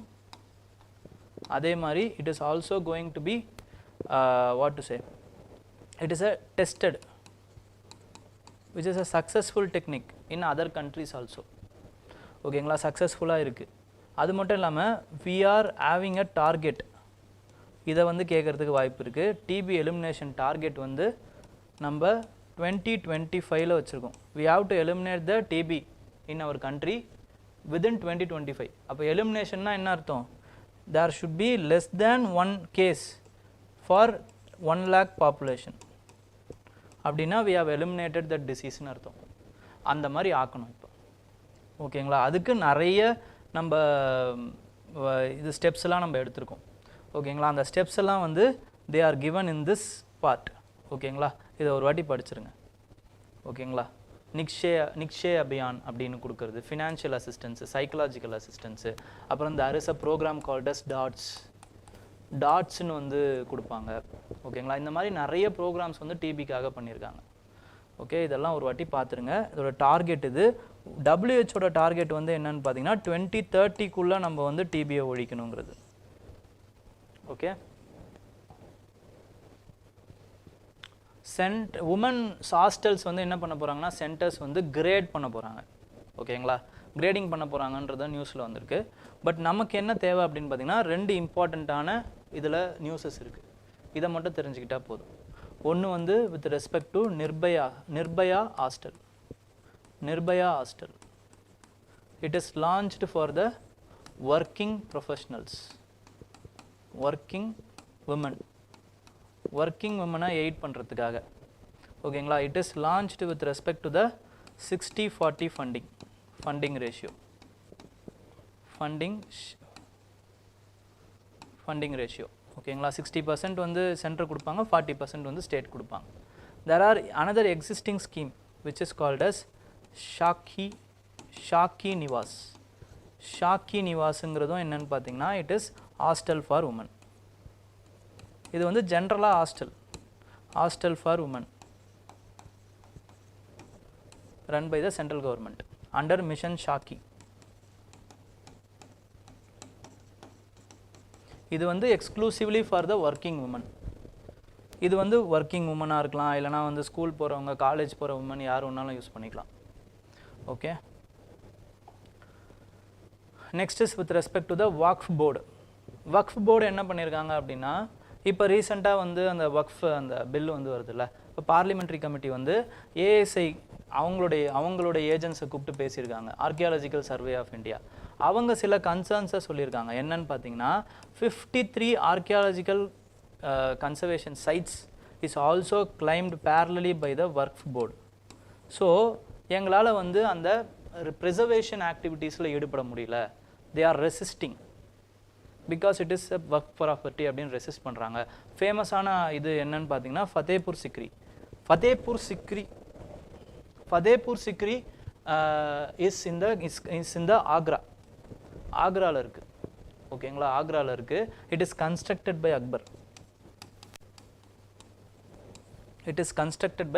Akbar. ஓகேங்களா, அக்பர் வந்து கன்ஸ்ட்ரக்ட் பண்ணது. அது ரொம்ப ரொம்ப இம்பார்ட்டண்ட். ஓகே, அதுக்கப்புறம் இந்த டோர் இருக்குது பார்த்தியா, இந்த டோருக்கு பேர் வந்து புலந்த் தர்வாசான்னு பேர், which is called as victory door. தர்வாசானா டோர்னு அர்த்தம். ஓகேங்களா, victory door which is to commemorate the victory of Gujarat victory.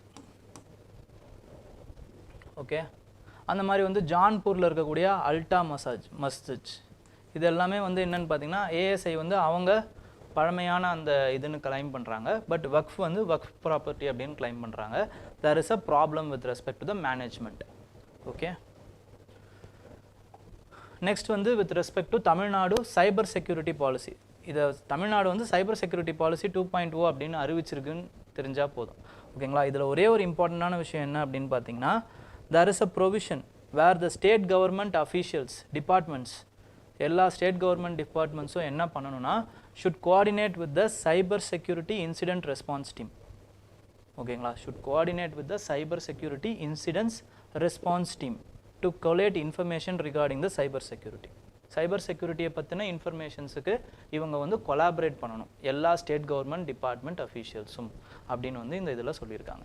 Okay, so that's it friends. இன்றைக்கான டிஎன்டி முடிஞ்சிருச்சு. ஓகேங்களா, ஸோ ஏதாவது டவுட்ஸ் இருந்தால் நீங்கள் கேட்கலாம், நிறைய வச்சுருக்கீங்க போல்.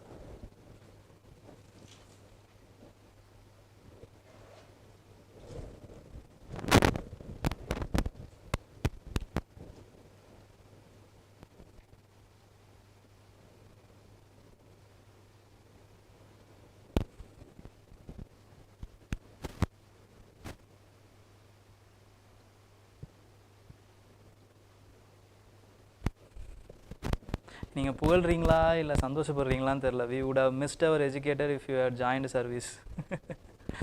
Okay, thank you. அதுவும் ஒரு it is a greater call கூட இருக்கலாம். ஓகேங்களா, சர்வீஸ் நான் எதுக்கு பண்ணணும்னு நினச்சேன், எல்லாருக்கும் ஹெல்ப் பண்ணணும்னு நினச்சேன், அதனால் சர்வீஸ் போகணும்னு நினச்சேன். இதுவும் ஒரு விதமான இது தான். So it is also giving satisfaction to me. So இந்த டேட்டா பேஸ் ஆஃப் சென்சஸ் இன்றைக்கி மெயின்ஸ் ரிலேட்டடாக கொஸ்டின்ஸ் எப்படி கேட்பாங்க? மெயின்ஸ் ரிலேட்டடாக வந்து கொஸ்டின் வந்து இம்பார்ட்டன்ஸ் ஆஃப் சென்சஸ் பற்றி கேட்கலாம், இல்லை சென்சஸ் இல்லாதனால என்ன ஆகும்னு கேட்கலாம், இல்லைனா சென்சஸை எப்படி வந்து நம்ம புதுப்பிக்கலாம் அப்படின்னு கேட்கலாம்.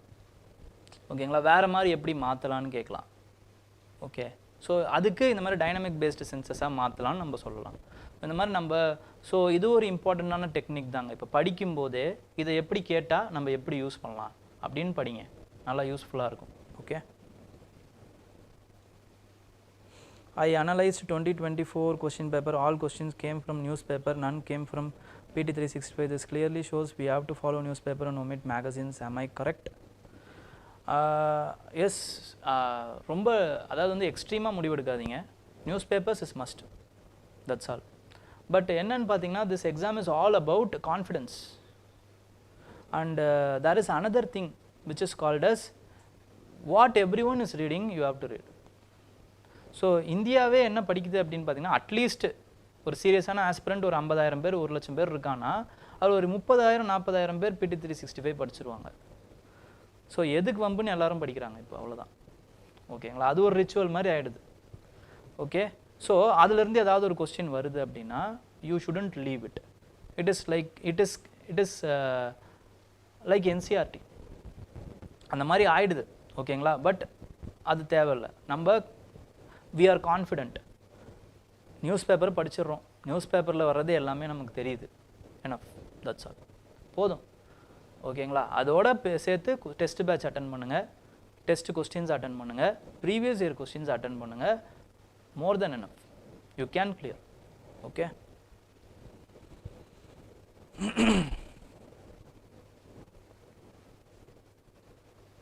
ஹெல்த் இன்சூரன்ஸ் கவர்மெண்ட் ஹாஸ்பிட்டல்ஸ்க்கு கொடுக்கலாம் sir, because more poor needy goes to கொடுக்கலாம். But there is we have to make more government hospitals then.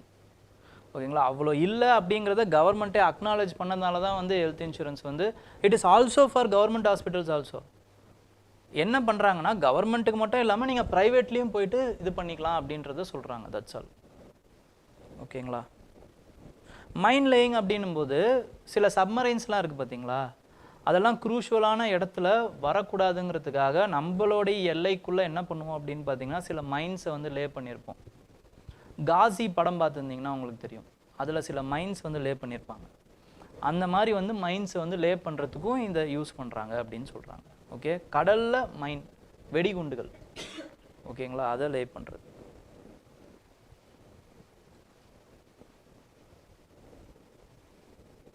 ஒவ்வொரு சப்மரீனுக்கும் கிளாஸ் இருக்குது. பிலிம்ஸில் வந்து கரண்ட் அஃபேர்ஸில் எந்த இது வருதோ அதை கேட்குறதுக்கு வாய்ப்பு இருக்குது.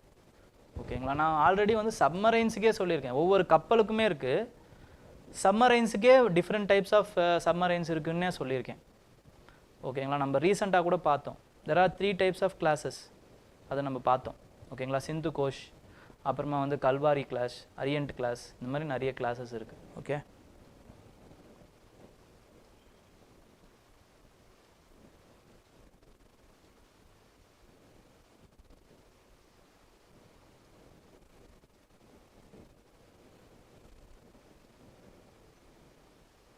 கேஸ் நேம் வந்து Ranjith Singh case.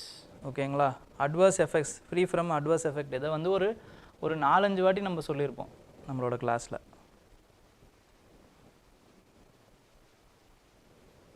Just maximum வர்றதுக்கு வாய்ப்பு இருக்குங்க. குரூப் 1லேயுமே வந்து நீங்கள் இதை யூஸ் பண்ணிக்கலாம். Current affairs you can use it. ஓகேங்களா, குரூப் 1 மெயின்ஸ்லேயும் you can use it. Okay,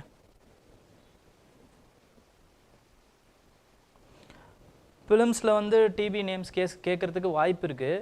எல்லாத்தையுமே ஃபுல்லாக வந்து ஞாபகம் வச்சுக்கணும்னு அவசியம் இல்லை. நீங்கள் படிக்க படிக்க இது டிபிக்கான ட்ரக்குன்னு உங்களுக்கு தெரிஞ்சிடும். அதை ரெகக்னைஸ் பண்ணிங்கன்னா போதும். யாருமே வந்து ஃபில் இந்த பிளாங்க்ஸில் கேட்க போகிறதில்ல.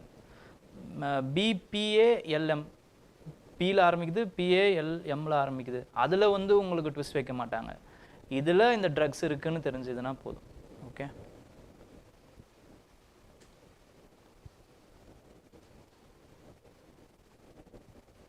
கென்யா இஷ்யூஸ் சொல்லுங்கள். கென்யா இஷ்யூஸா என்னன்னு தெரியலிங்களே. அமார்ஃபஸ் ஆம்பிபியஸ் அப்படிங்கிறது, ஆம்பிபியன்னா என்னது, 2 இடத்துலையும் வரும்ல, லேண்ட்லேயும் வரும் வாட்டர்லேயும் வரும். அதே மாதிரி லேண்ட்லேயும் இருக்கும் வாழக்கூடியது, வாட்டர்லேயும் வாழக்கூடியது. அதே மாதிரி ஆர்மி எல்லாருமே வந்து என்ன பண்ணணும்னா ஆப்ரேஷன்ஸை சீம்லெஸ்ஸாக வந்து லேண்டு வாட்டர் 2த்துலேயுமே பண்ணணும் அப்படிங்கிறத சொல்கிறாங்க. என்னோட mistakes with respect to civil service preparation அப்படின்னு எடுத்துக்கிட்டிங்கன்னா, ஃபஸ்ட்டு விஷயம், I didn't go to any mentor first of all. ஓகேங்களா, அதனால தான் யாராவது கேள்வி கேட்டாங்கன்னா நான் பொறுமையாக சொல்லிடுறேன். ஃபஸ்ட்டு நான் பண்ண தப்பை எல்லாரும் பண்ணக்கூடாது.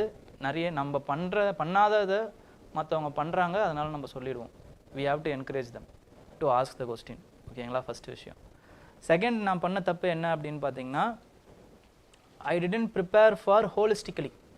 I prepared for mains, I prepared for prelims sometimes, I prepared from mains sometimes. அதை 2த்தையும் ஒரே வருஷத்தில் ஒன்றா என்னால் பண்ண முடியல. ஸோ இன்னொரு ஒரு பெரிய ப்ராப்ளம் நான் பண்ணது என்ன அப்படின்னு பார்த்தீங்கன்னா எழுதி பார்க்கல, போர்ஷனை கம்ப்ளீட் பண்ணல. ஓகேங்களா, எழுதி பார்க்கணும், ரிவைஸ் பண்ணணும். அதனால தான் இதெல்லாம் நான் சொல்கிறதெல்லாம் என்னுடைய மிஸ்டேக்ஸ்லேருந்து தான் நான் சொல்லிகிட்டு இருக்கேன். Kindly read, revise it, write it, go to the mentor and correct it. நோட்ஸை கரெக்டாக வச்சுக்கோங்க. ஓகேங்களா, ஸோ இது எல்லாத்தையுமே கரெக்டாக பண்ணுங்கள், யூ வில் கிளியர். கன்சிஸ்டன்சி இருக்கணும். 10 நாள் படிக்கிறது, 20 நாள் படிக்காமல் போகிறது, இது இருக்கக்கூடாது. கன்சிஸ்டண்ட்டாக படிக்கணும். ஓகேங்களா, consistency should be there. Okay, இது எல்லாமே இருக்கணும். இது இருந்தீங்கன்னா கிளியர் ஆகிறது ரொம்ப ஈஸி. ஓகேங்களா,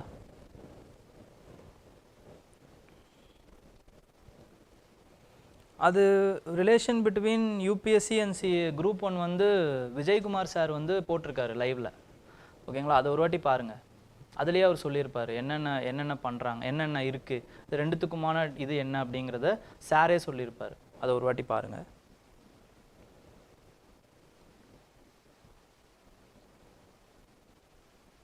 S, missiles and informations, missiles weapons பற்றி நீங்கள் தெரிஞ்சுக்கிட்டு தான் ஆகணும். அதோடைய பேசிக்கான ஃபங்க்ஷனிங் தெரிஞ்சுக்கோங்க, நேம்ஸ் தெரிஞ்சுக்கோங்க, போதுமானது. ஓகேங்களா, இதோட இந்த மிசைல் ஸ்ட்ரைக்கர் அப்படிங்கிறது என்னது, இட் இஸ் அ டேங்க் அப்படிங்கிறத தெரிஞ்சுக்கோங்க. It is with respect to US கிட்டேருந்து நம்ம வாங்க போகிறோம். ஓகேங்களா, அப்படி தெரிஞ்சுக்கோங்க போதும். அதே மாதிரி பேசிக் difference between the 2 missile which is ballistic missile and cruise missile. Ballistic missiles once launched you cannot control, cruise missile you can control. இப்படி தெரிஞ்சுக்கோங்க. க்ரூஸ் மிசைலோடைய இது என்னது, BrahMos is a cruise missile, ballistic missile is a Agni missile. இப்படின்னு தெரிஞ்சுக்கோங்க, போதுமானது. Okay,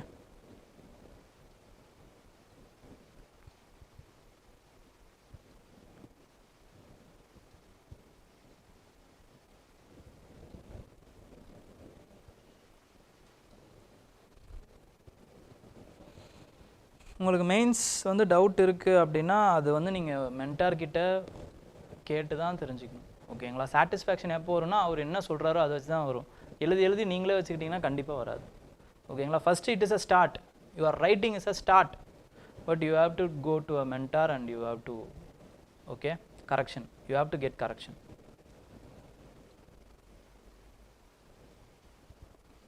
S, after reading PYQs பாருங்கள், போதும். Daily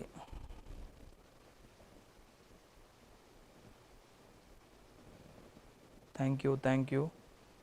daily notes எடுக்கணுமான்னு கேட்குறீங்க. நோட்ஸ் வந்து ஃபஸ்ட்டு வந்து கான்செப்ட் கிளாரிட்டி ஃபஸ்ட்டு புரிஞ்சுக்கோங்க, படிங்க, அதுக்கப்புறம் வேணால் நோட்ஸ் எடுங்க. ஓகேங்களா, எல்லாத்தையுமே ஒன்றா பண்ணாதீங்க, ஃபஸ்ட்டு படிங்க, புரிஞ்சுக்கோங்க. பேரலாக படித்து நோட்ஸ் எடுக்கிறதுங்கிறது அந்த நோட்டையே அந்த புக்கையே திருப்பி எழுதுகிற மாதிரி அது. ஓகேங்களா, அந்த தப்பு பண்ணிடாதீங்க, டைம் தான் வேஸ்ட் ஆகும், பாதியில் நிறுத்திடுவீங்க, திருப்பி ஃபஸ்ட்லேருந்து படிப்பீங்க, என்ன நோட்ஸ் எடுத்தோன்னு தெரியாது, எழுதி காற்றுல விட்டுருவீங்க. இந்த மாதிரி நிறைய டைம் வேஸ்ட் ஆகிருக்கு எனக்குலாம். ஓகேங்களா, நான் ஒரு புக் எடுப்பேன், நல்லா படிக்கணும்னு நினைப்பேன், படிப்பேன், ஃபுல்லாக உட்காந்து அதை படிக்கிறதுக்கு முன்னாடியே படித்து நோட்ஸ் எடுத்துகிட்டு இருப்பேன். எல்லாமே இம்பார்ட்டன்ட் மாதிரி தெரியும், படித்து நோட்ஸ் எடுத்துகிட்டு இருப்பேன், பாதி தான் படிப்பேன். ஃபுல்லாக இது ஒரு புக்கு மாதிரி ஆகும், தூக்கி போட்டு திருப்பி அதே படிப்பேன்.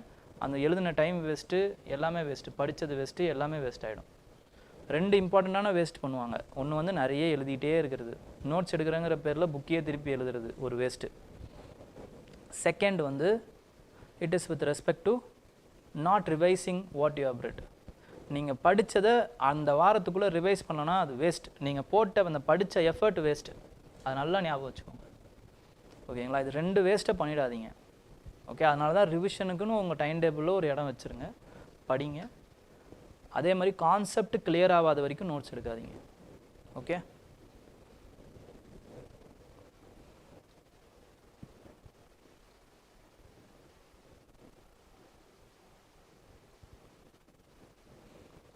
போதும். ஆனால் ஒரு மாதத்துக்கு ஒரு வாட்டியாவது அந்த மாதம் என்னென்னலாம் பண்ணமோ அந்த பிடிஎஃப்ல இருக்க ஒரு வாட்டி பார்த்துருங்க, அதையும் ஒரு வாட்டி ரிவைஸ் பண்ணுங்கள், போதும். அதுக்கு மேலே ஒன்றும் தேவையில்லை. Okay, so I think I have clarified every doubts of you. Thank you, all the best. நாளைக்கு பார்ப்போம், ஜாலியாக இருங்க. தேங்க்யூ.